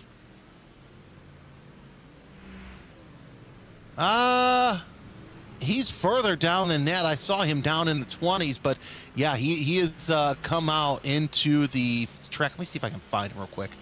I think he's 15th, and behind him is Nikolai Perlison and Philip Schwerker. So he's going to be out of the frying pan, straight into the fire here, as Schwerker is giving a lot of pressure here to Nikolai Perlison, who now hits the brakes into the Spitzkehrer, and now is going to be thinking, well, top 15 after what happened to me in the early stage of this race, I would take that as a great damage recovery event. Absolutely fantastic. Yeah, to take that and run with it. I'd be happy with 15th at this point with as many drivers that have gone out. We still have just under 40 minutes left, so a lot can happen here in that little time. As we saw, just those past 10 minutes were absolutely nuts with some of the front runners running into problems. As you see, Poulsen is still trying to catch up and see if he can at least get to the top end of the drivers who are 1 or more laps down. You're on board with Evdoka, and that just, yeah, they're both lucky that this is sim racing, because that could have ended in more than tears for both of those drivers. And you turn around and look at a situation like that, for a driver like Paul Smith, he would look around and hope that he didn't have a direct drive steering wheel turned up to the masses, because when you get T-boned like that, steering wheel just rips out of your hands. And, you know, a lot of people get very scared around that because people have had broken arms from doing things silly like that. Yeah, I've seen enough of my fair share on YouTube that I care not to admit too much. But either way, yeah, hopefully Paul didn't have that torqued all the way. As you see, William Guthrie trying to get around David Baker. Baker had his problems early on in the race, working his way up to 18th. But Guthrie looking to the inside, not to make a move, just to see the clear air away from all the rain, as the weather is still moving its way around. It is, but we are, well, actually, I think we're just into category 1 rain now, and we're about to see the rain stop in the next 10 minutes. So that's going to give a chance for this circuit to potentially dry up from this point onwards, which is a bit quicker than I was expecting here. We were thinking sunny skies with about 15 minutes to go. I think we're going to be turning around and seeing that this weather front is going to be just a little bit easier than towards the end. There's James Boumet, who leads this field right now by 3.3, and he can't afford to stop in a race like this. He can't afford to slow down, because Alexander Davidson, his old rival, his championship protagonist that he was fighting with last year, is going to try and hunt this back down. And this is a case of a driver who has yet to have a win this season, who has not shown the conquering form that he's had earlier on in this one. That was scary for James Boumet against John Lloyd, trying to go down the inside. I think Alexander Davidson wants something, as in comes John Lloyd to make his stop. Well, here's the thing. You can't count out Lucas Prada either. 9 seconds, yeah, normally is a huge gap. But however, like we said, with all the slipping and sliding that we've been seeing here, I would not be surprised to see Prada enter into the conversation within the next 37 minutes either. But Booming knows his adversary sitting there in second place. He could look out the mirror and see the misty-eyed Mercedes not too far away. As you take a look at their lap times, they're about on par with one another. So Davidson not able to catch up just yet, but a slip here and a slide there, and Davidson's going to be right in the lap of Boomy. 600ths was the difference. We'll take a little look here. This is how close it gets for Bume against John Lloyd, who was losing the back end, opens up the steering, and if he didn't manage to open up that steering in time, the way that contact was about to go, James Bume would have been sent for a helter-skelter ride. Ride you definitely don't want to be on today, as a lot of drivers have found out. I'll tell you what, the commitment out of our defending series champion is absolutely fantastic through the Mercedes section in the Mercedes, as Sedgwick into the pits and on to his pit box with 36 minutes to go. The next question I have to ask, Jake, is when do the leaders decide it's time to come in for their final pit stop? Because if you wait long enough, you can probably just come in, put the fuel probe in, out, and get out of the way. I think as late as possible, and I think that's what they're looking at too. They'll be assessing the situation that they've got in front of them, whether it's worth putting on fresh tyres or not, and just going out there and being aggressive in the final stages of this race. We saw it took them, well, with the 55% fuel tank, about 45 minutes here to figure out their stop. So I reckon you could be seeing as late as 20 minutes time drivers coming in and deciding that's going to be where they need to be making all of the hay while the sun shines. Gap stays around then as James Bume actually puts 0.4 of a second on that last lap on Alexander Davidson. And look at that, a little reprieve. There's going to be a rainbow somewhere here in Baden-Württemberg, Germany, because there's a bit of sunshine out there. Which is absolutely fantastic to see the sunshine try and pop out. Of course, liquid sunshine we'll see here if it decides to continue raining, which I think it will. But it's going to take a while for the track conditions to dry out. And we've gone from very wet to moderately wet here on our timing screen. So that's absolutely fantastic to see. But Bume, tell you what, it's all Bume right now, and he's seen some of his contenders slide off and move around as Gabrielson comes into the pits from 10th. So we see some of the front runners start to make their way up into the pits for their final pit stop of the race. But Bume knows that he has to wait until the last minute, probably see if he can get a bigger gap over Davidson, so he doesn't have to worry too much about an overcut-undercut situation. Yeah, so that's going to be critical in terms of I'm making my final stop. It's worth noting Michael Gray is second in the class right now of Pro-Am and second in the championship. You look down on where he is in terms of his position in 12th place as he crossed the line, now 11th.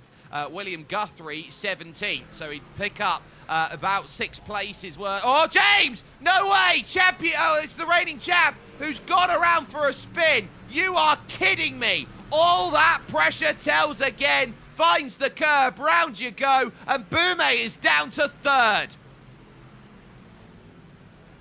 Well, like we said, anything can happen in the next couple of minutes, and unfortunately, we were right. Bume touches those curbs, and it was just game over for him. Actually, he was wiggling before he touched the curbs. Looks like something happened on the entry going into the stadium section as Bume decides now's the right time to pit. McFarland follows him into pit road.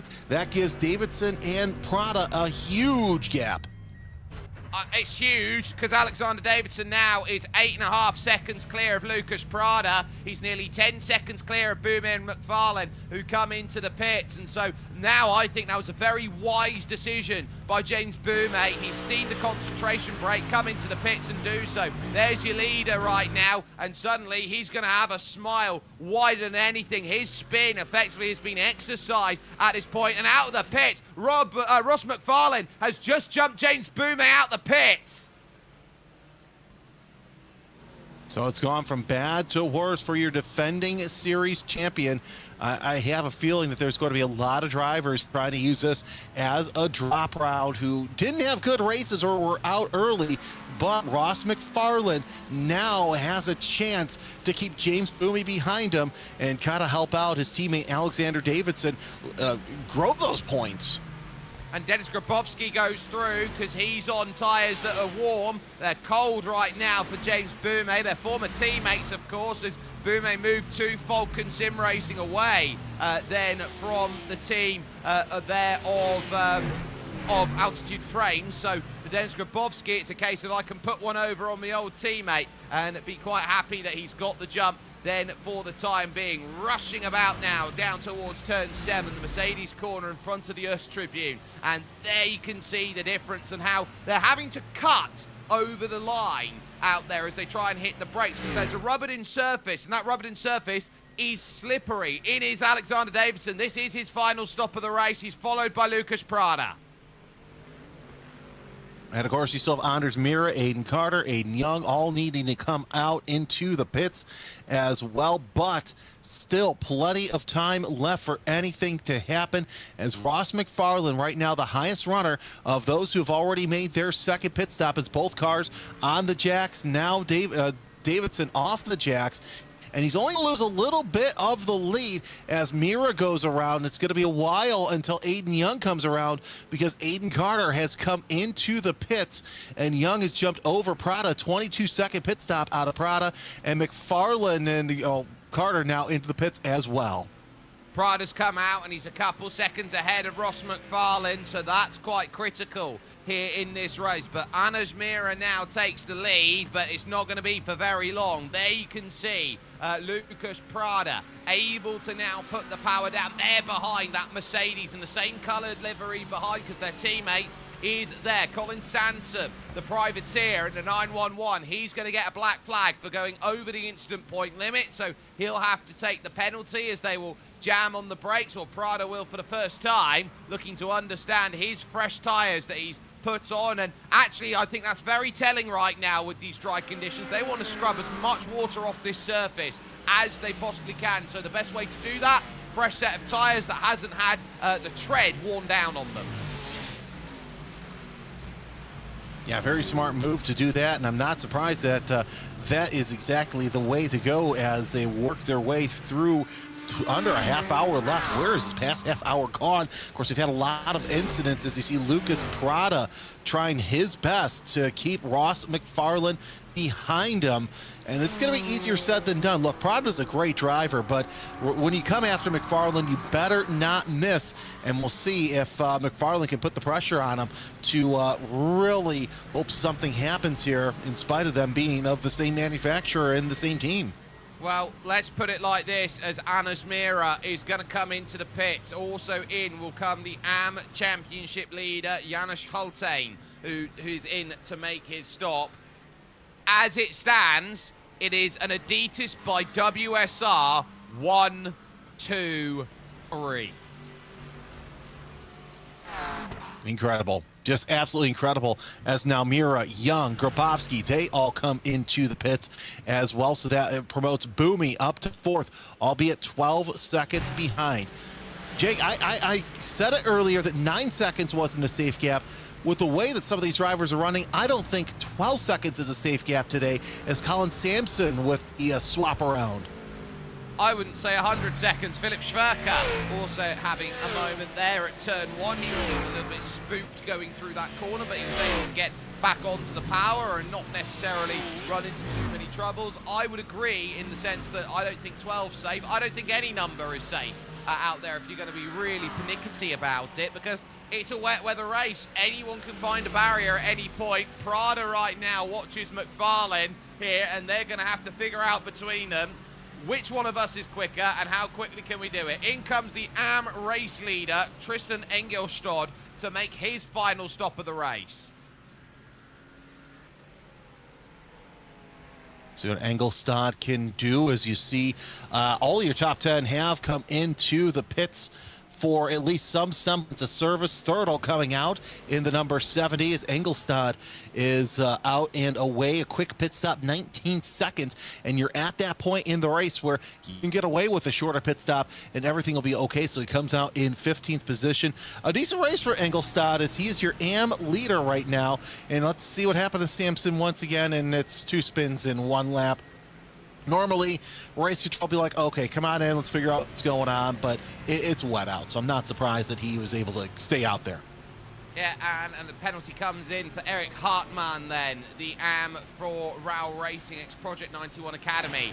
He hits the instant point limit, and he now is going to sit down and say, look, I'm going to have a penalty and go and work through with the troubles. It looks, though, like Lucas Prada has got the message that he's got to get the tyres up to temp, and he's managing it well, and they've got to push because they know that James Boumet is only 2 seconds back. And if there was ever a driver who worked very well by seeing the carrot on a stick in front of him, it's James. He knows how to chase. This was Eric Hartmann picking up that penalty, and again, trying to put the power down too early, coming out of the the left-hander of the Sachs curve, which is banked, and especially when you're trying to put power down off of a banked corner, you're hoping that you don't spin the rears up too much. So easy to do in the wet. Well, how many times have we seen that? As Dean Timms also with a quick spin. I don't talk much about him, but you know what? I guess in a race like today, it's good not to be noticed than to be noticed. As Taylor Lane into the pits as well. Dean Timms takes a pit stop, but everybody finally getting in their final pit stops as you're watching Lucas Prada try and see if he can close down the gap between he and his teammate Alex Davidson. But Prada's had a good race so far. Like we mentioned earlier on, he is very quick in practice, so this is no surprise to see Prada up at the front. No, Lucas Prada was the fastest driver in practice. He was absolutely making moves exactly the way he needed to, and so he's doing well. Josh Boot now goes over the limit. He'll have a drive-through penalty to go and serve. Gap now is over the line, 9.2 as written. A 48.9 from Lucas Prada, a 49.5 from Alexander Davidson. We've got our timing tower saying it's currently 8.3 seconds at the moment, so it's staying very close, I would say, at this point in time, knowing how difficult a race like this is going to end up being at the final stages. They're just going to be praying to find the checkered flag first and foremost. And it does feel like that sort of day here. Find the checkered flag first, assess how many points you got out of it, and say what more can you do than the effort that you put in this race. I turn around and look around at drivers like Jesse Payne-Wilkins, for example, who's had a great day today, and I don't think you can look beyond Aiden Carter right now as the driver who's done incredibly. He started 11th, he's up to 6th, and as a Pro-Am, up there, knocking on the door of a top 5, he's only 10 seconds away from Anush Mira, who could be going into the championship lead out of today. Wow, what a day.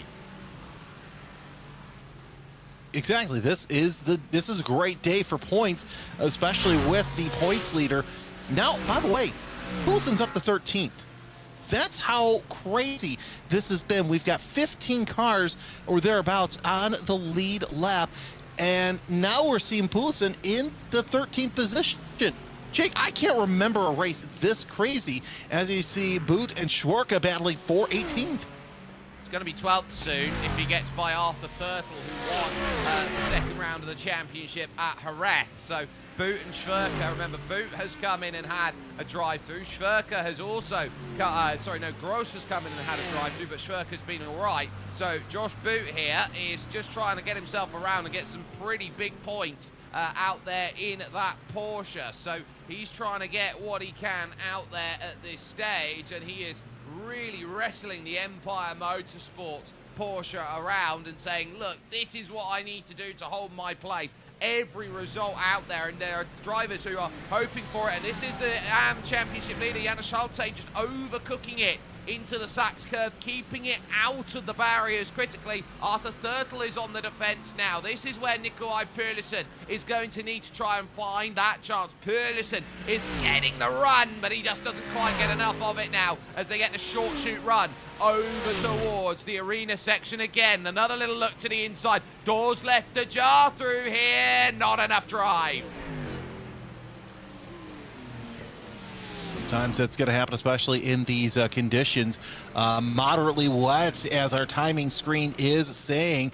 And you've got two race winners here battling for 12th place. Yeah, 12th place. That's exactly how this race has turned out, with Evdaka knocking at the door as well. So it's a three-way battle for the lead. Pulisic comes into the pits.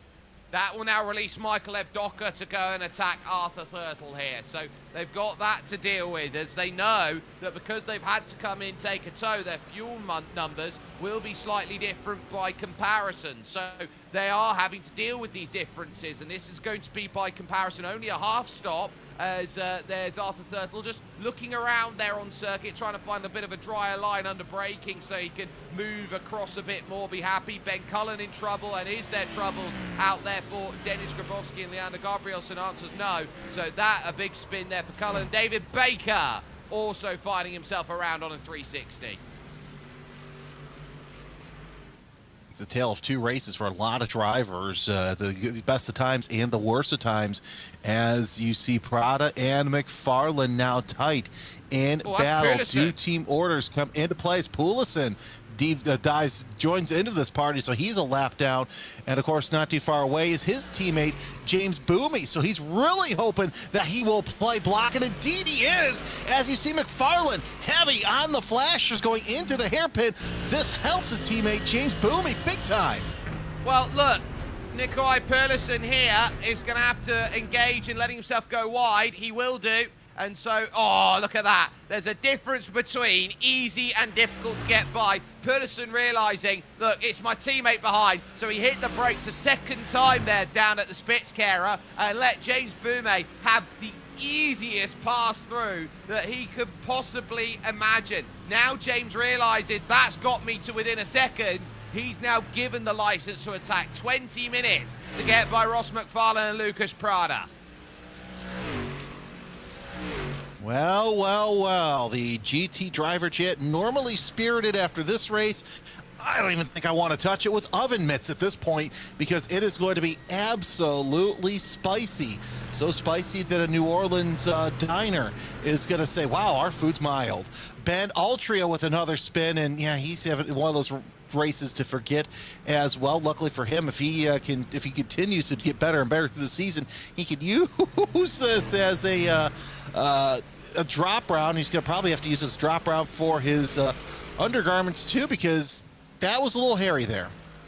It was. That was very scary, and if ever you spin and you fear that you're going to come back onto the racing line, all you do is panic, and that's the issue when you come out of the Nord curve there, because on the run over towards turn 2, it is unbelievable how tight the road gets. It only gets to 2 wide at best. Colin Sansom, another moment. Oh, and this time he does find the barriers down there. He finds himself all sorts of off down on the rallycross circuit.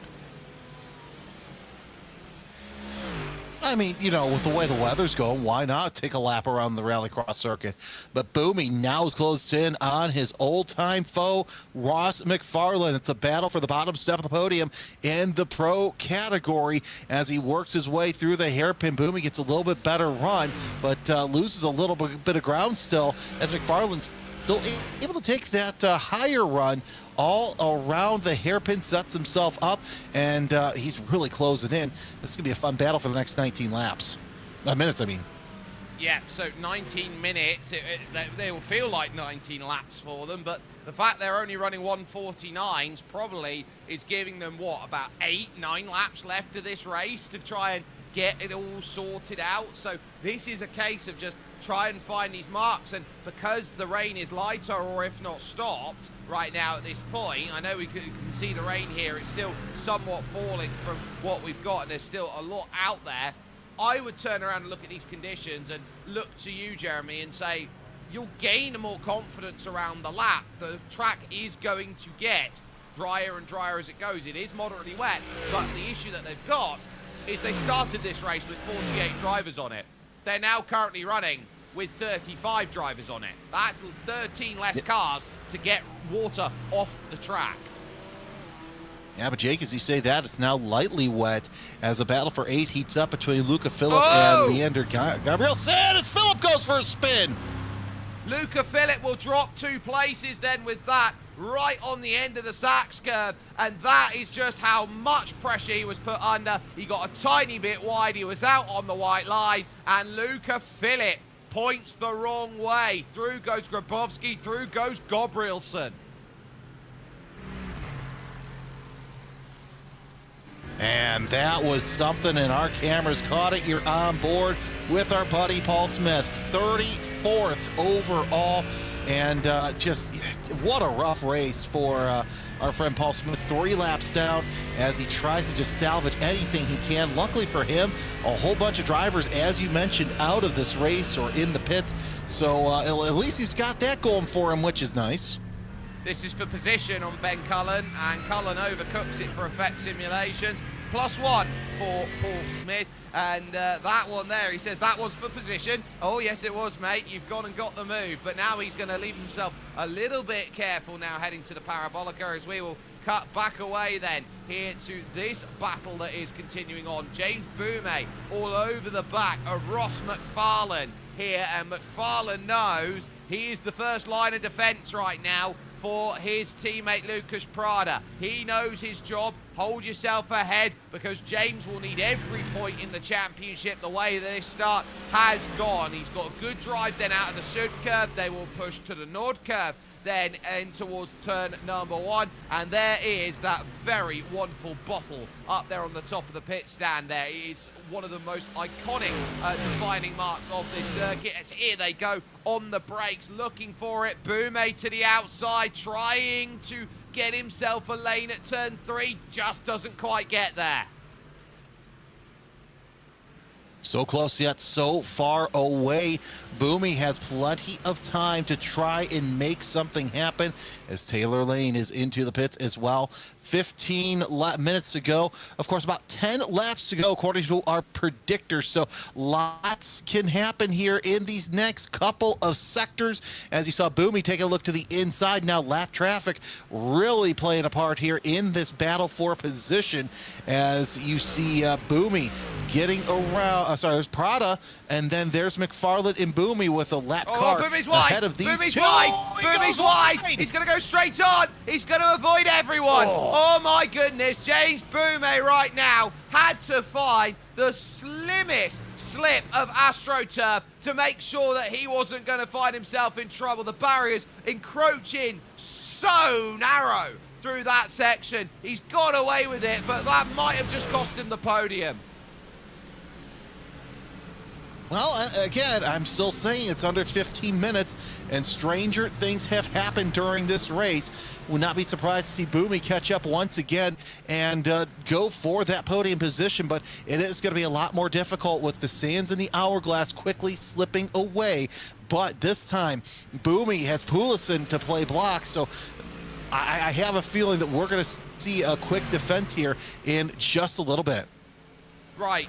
Now the gap's 2.5 seconds, so this is getting tougher to try and chase down. Lucas Prada here in second, qualified the car in third position. He's got 1.3 over Ross McFarlane here. I don't think they're going to do anything silly out there at the front of this field. They just have to keep the pace up for the final 14 minutes of this race. A track that is getting better and better, but it was just a wiggle, a little too much taken out of turn number 8 that sent James Boumet along the tightrope and clinging on for everything that he had got at that point. Very tough to deal with, but Prada now hitting the brakes and saying that's okay, as Paul Smith just had another moment here. Oh, he has, and that's a huge tank slapper then to try and deal with. Try and reverse it around out of the grass and gravel. He's just about going to get it off the curb there.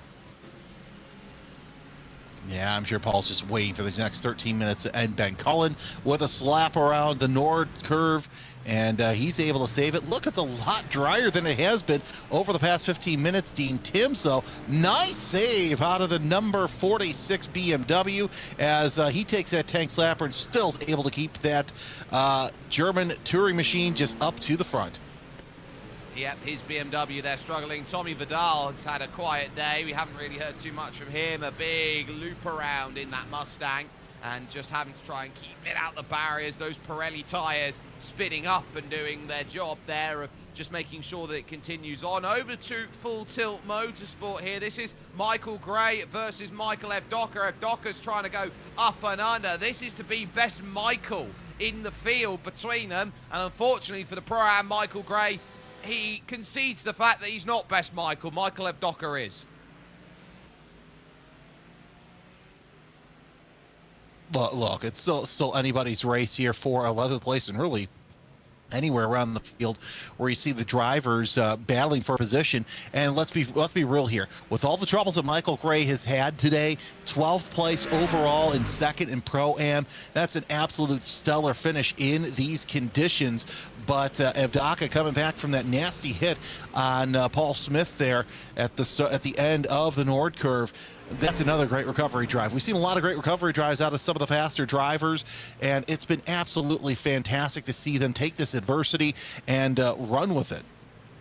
I think you got to sit down and realize here today that legitimately I'll ask the question, who hasn't been on a recovery drive? And I think the only answer I've seen out there is Anders Mira and Aiden Young. I think they're the only two drivers who legitimately haven't had anything happen. Everybody else has.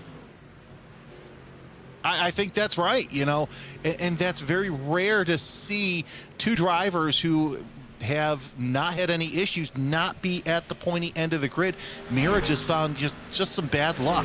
Let's just say that. Just ill-timed laps, and either way, still fifth place is an accomplishment for Mira, as we see Ben Altria with even more problems and just sliding around. And I'm sure Paul Smith is glad to see somebody else other than him that's going through the spin cycle right now. Yeah, very tough there for Ben Altria, and he finds himself then dealing with the struggles of being turned around, or turning himself around once again, and so this is getting difficult. But you're turning to your leader now here, Alexander Davidson. 8.8 seconds here, the margin at the front. We've got about 10 minutes to go. How much of a confidence boost is this going to be for him? Because he has had, by his standards, a very pedestrian first 4 races of this championship. He gets to race 5, he goes to get the result, and he gets it here. And you turn around and say suddenly, he is right in the picture now at the pointy end of the championship. How critical is this drive, has this drive been for him today in the wet? Oh, it's been absolutely fantastic, because you take a look, 13th in points, as we mentioned, 152 back. We haven't even had the drops, and this is going to bounce him way up to the front, and close to the front, I should say. I would say well within the top 10, and of course he can use at least one drop around right now, but this is almost championship defining for some drivers. But for Davidson, this is going to be, okay, you know what? I know I have it. Now, I've just got to keep performing like this the rest of the season. Let's get those 4 races out of the way. They you know, fine, they happen. Or we're just going to pretend that they're not going to hurt us that bad. But still, Davidson, 8.7 seconds out in the lead. And of course, you see the track drying. I think once this track dries, it's going to be game on for Davidson. But this is going to be a fantastic, huge race for him if he can put it all together. I also want to keep a little note on the battle for 6th and 7th, because over the last few laps, it has been Aiden Young hunting down Aiden Carter. That one is under 2 seconds here into the final 10 minutes of this race. And Aiden, who'd qualified the car of that Corvette 14th, he is now looking to try and jump up and gain 6th. Aiden Carter for Fry Guys Motorsport, he is up 5 spots of his own, but he realizes here Aiden Young has got a target in front of him, and the American now has been given license to go and attack and gain anything else that he can possibly get at this moment of the race at the Hockenheimring. Yeah, Aiden Young with another great race as well. That's somebody who, Grabowski has a black flag. Oh, talk about that as he spins through the stadium.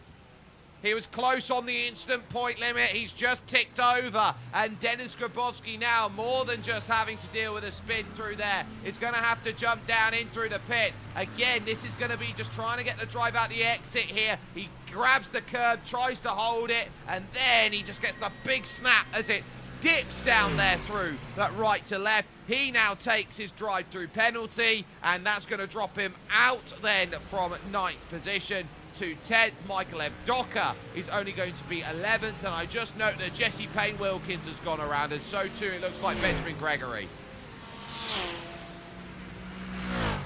So a lot of spins here in this closing portion of the weekend, as the race, I should say. So yeah, you see another view of Grabowski's spin as he just slides and goes down the hill. That's all she wrote for his race as he has served that black flag penalty, and now he's deep in the gap. 13 cars on the lead lap as we run into the waning laps of this race. But half a day, Alex Davidson as 8.7 seconds. Here's a Jesse Payne Wilkins spin, and once again through the stadium section.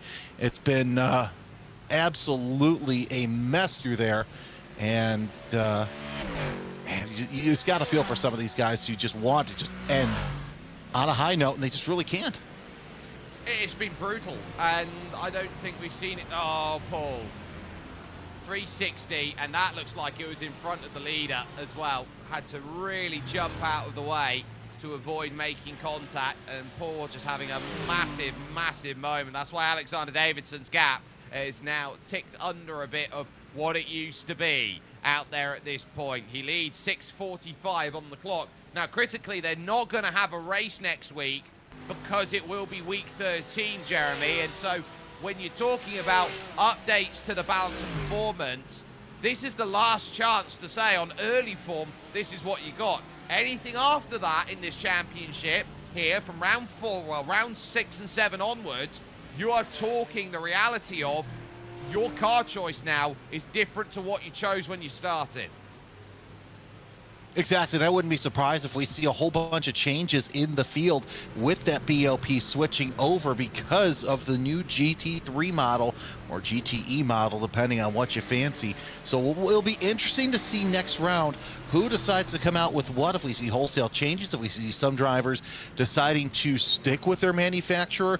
I know that last season we had some drivers say, well, I'm going to leave BMW, and they were still stuck at the BMW all race long because you can have one penalty-free change, and I would definitely think about taking that change after this round. I would as well, because if you can assess what the best car is out there through week 13, you can then turn up round 6, round 7 with a new void element of confidence compared to others who might be a couple tenths of a second down by comparison. 6.2 seconds for Tommy Vidal. Joe Newman, oh dear, he's down in 16th. He's just spun out the final corner. He's got a whole lap in the Empire Motorsports car before he takes the penalty. And if you're getting penalties this late, they might convert to time penalties, and you can't serve a black flag on the final lap, mind you. Something to think about as well. You know, when do you want to serve your penalty? How fast can you serve your penalty? So on and so forth. So, yeah, that's that spin. And I'm surprised we haven't had more of those spins through there. It's always been through the Nord Sud and just before the South Sud. But still, Newman able to get it going once again, pointed forward and underway, as he's only got a couple more opportunities to come in and serve that drive-through penalty. Better start now rather than post-race, and have to figure out what positions you're going to lose. There's Tristan Engelstad right now, your AM leader, sitting in 14th. Now, he is the first car one lap down. Doesn't have too much of an assault from behind him, but he's 2 seconds behind Arthur Thurtle.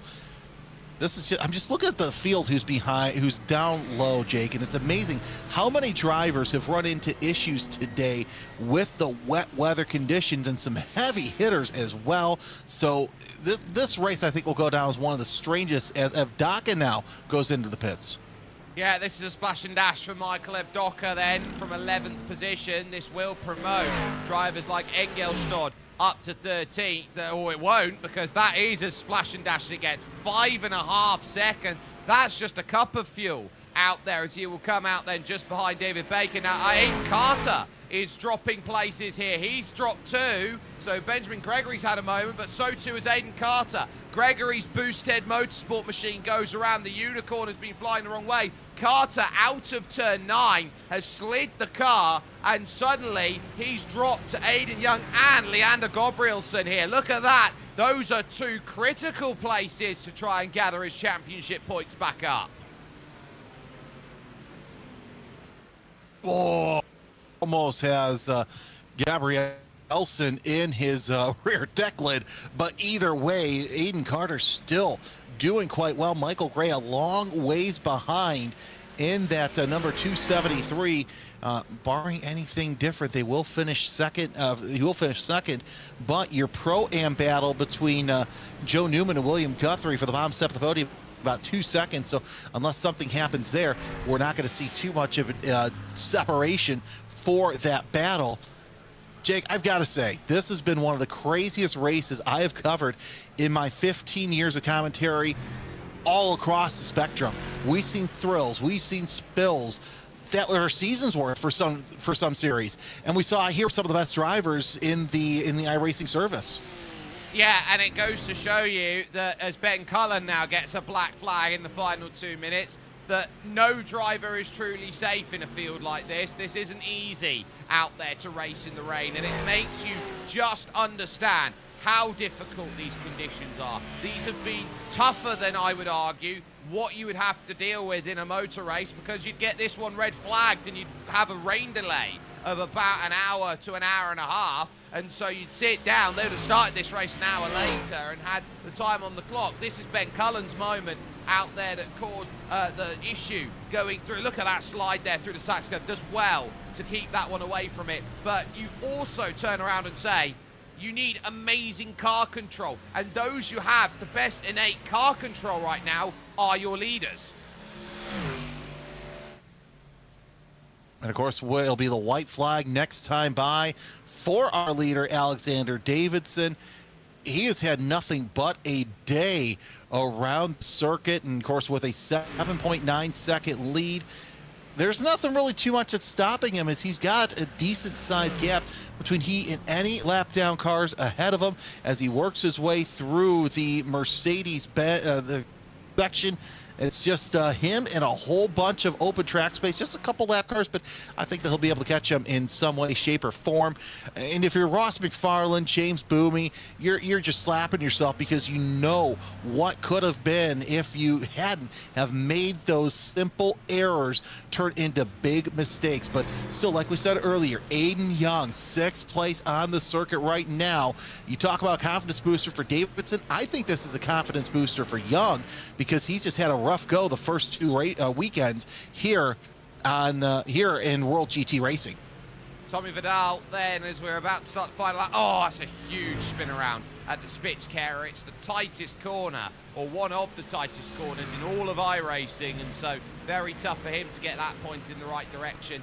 And going once again, Colin Sansom then has another excursion into the gravel, and so has to be very careful on the rejoin out to the Sachs curve, which has started to catch everyone out. Here's Alexander Davidson, though, leading this field. 9.3 was the gap over the line, and so he is now just going to look to bring it back. A track which is now declared as lightly wet, and there's slowly a dry line starting to form out there on track. This has been one of the toughest days, not out of maybe making overtakes, not out of the desperation of the race. Oh, Anders is going for a splash and dash, and that's going to cost him time. Aiden Young is going to gain a place. I think Leander Gabrielson is as well. He is. Now Aiden Carter's going to get one. Luca Phillip isn't. 2.9 seconds and 3 places gone for Mira on the final lap. So that could give Ross McFarlane in 3rd a huge chance to walk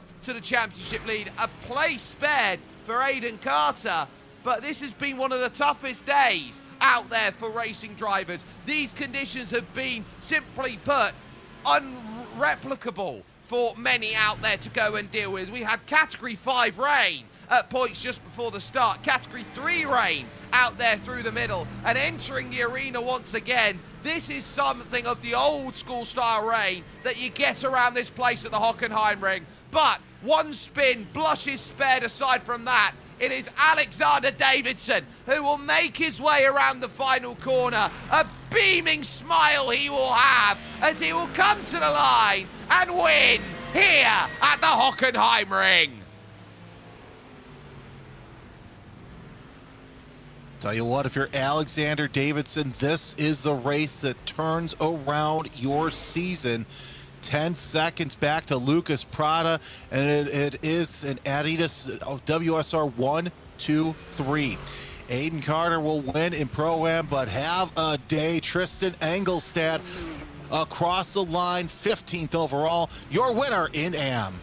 Engelstad is 3/4 of a lap clear of the nearest AM car. What a drive in the rain from the Swede. Here comes Aiden Carter then around to the line. He follows William Guthrie. He's almost a lap ahead of William Guthrie heading over towards the line. I think that tells you a statement there of how tough today was, as they will cross, and Anush Mira actually chucks it in the wall over the line. He is so upset, is Anush, that he had to take the extra fuel, the splash and dash over the line there. I've never seen Anush Mira upset as he is there. From a surefire top 5, he finishes 8th, and he is not a happy bunny out there overall. Let's get then the final few cars over the line. There are 2 1s on Jack Sedgwick's car in 19th position. Janusz Hultain will end up then looking around at it as well,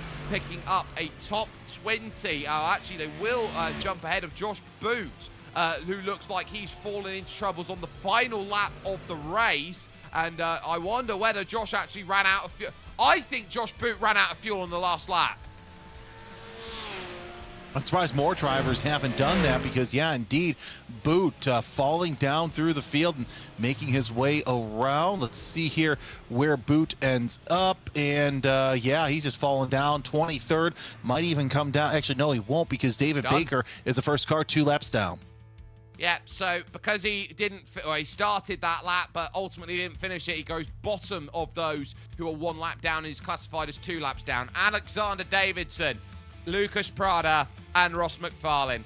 Dream team in the rain. 57 laps of running, a 1-2-3 for Adidas Racing by WSR. James Boumé had the lead of the race, but a spin for him cost him all the opportunity to go and make something happen. Aiden Young will get a top 5 finish from starting 14th, making it 4 WSR cars in the top 5, ahead of Leander Gabrielson. Aiden Carter, your winner in Pro-Am, and Anush Mira having to take a morsel of fuel over to the line, and cross with himself that he had to do so. Luca Philipp for Venari had finished 9th, with Dennis Grabowski, despite having a drive-through penalty today, would round out the top 10. Michael Gray would finish 11th. Michael Evdoka would be 1 lap down. He had a massive crash out there today with Paul Smith, as Arthur Thurtle would get 13th, and Nikolai Perlison, the big shock, in 14th only after his malaise. Tristan Engelstad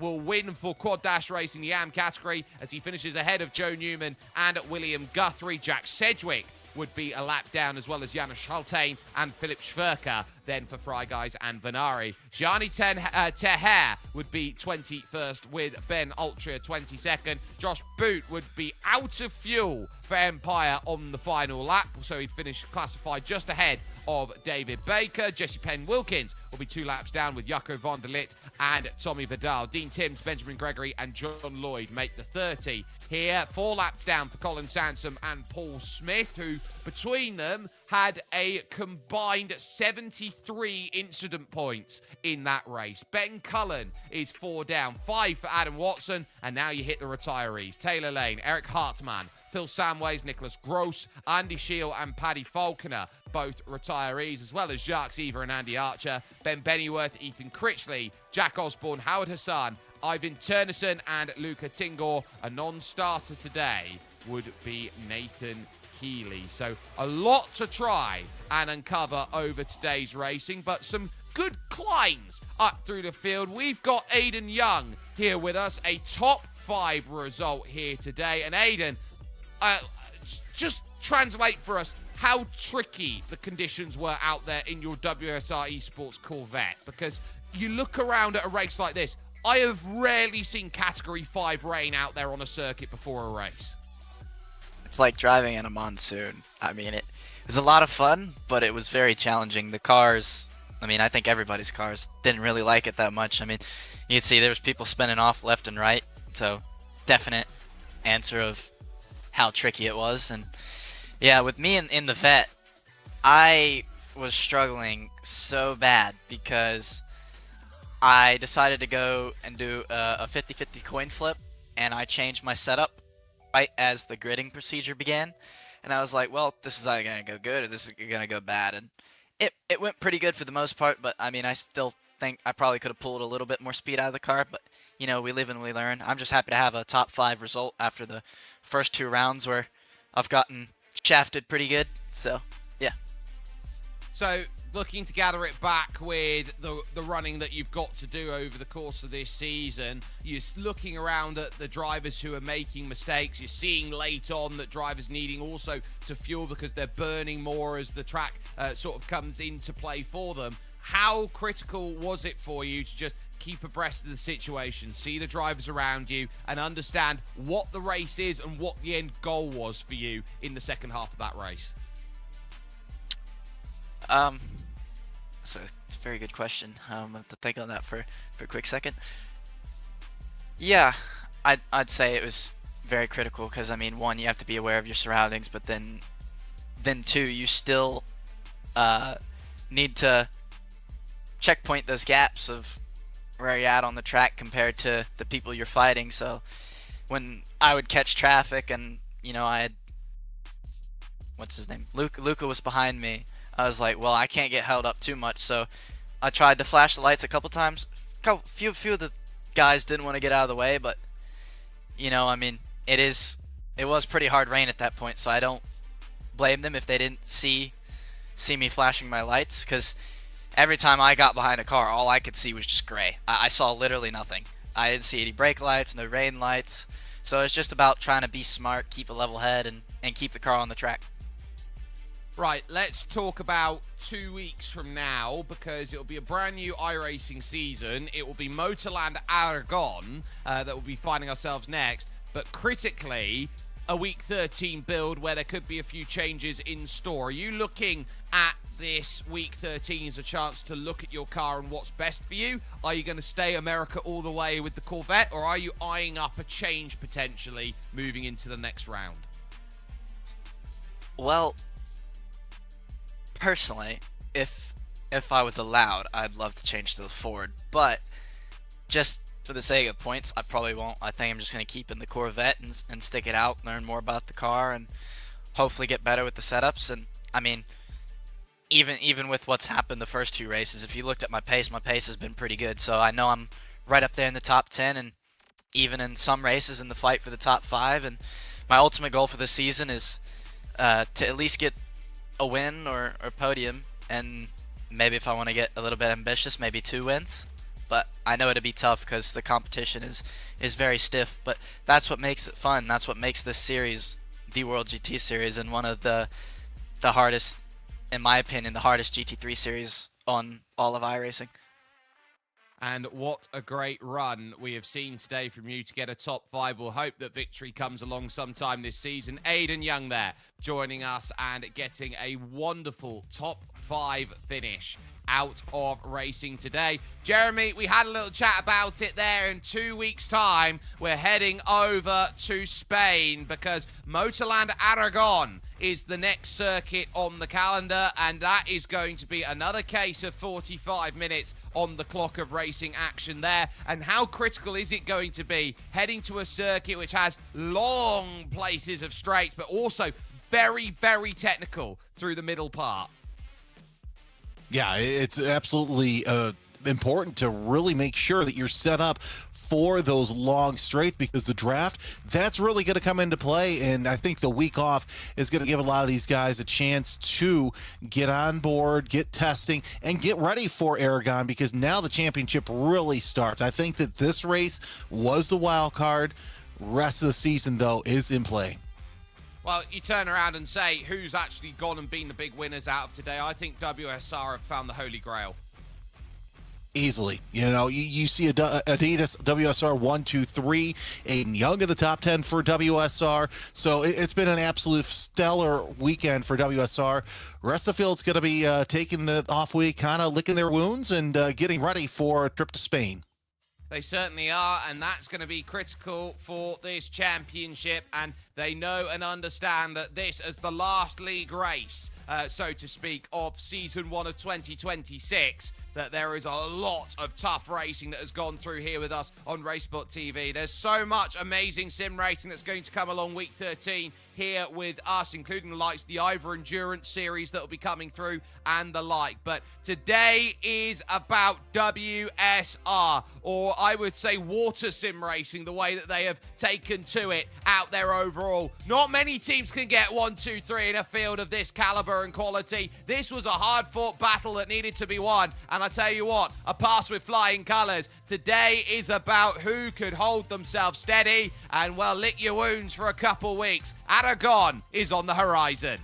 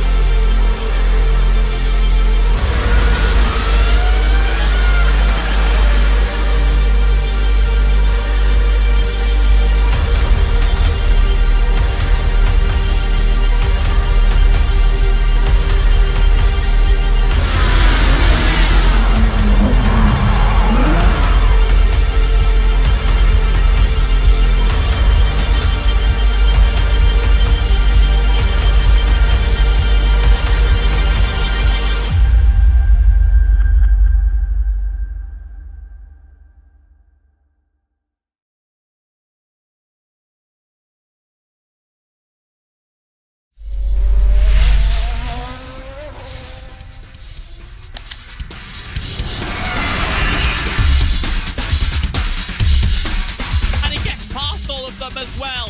What a move for the 48. Oh, look at this. And onto the straight they come.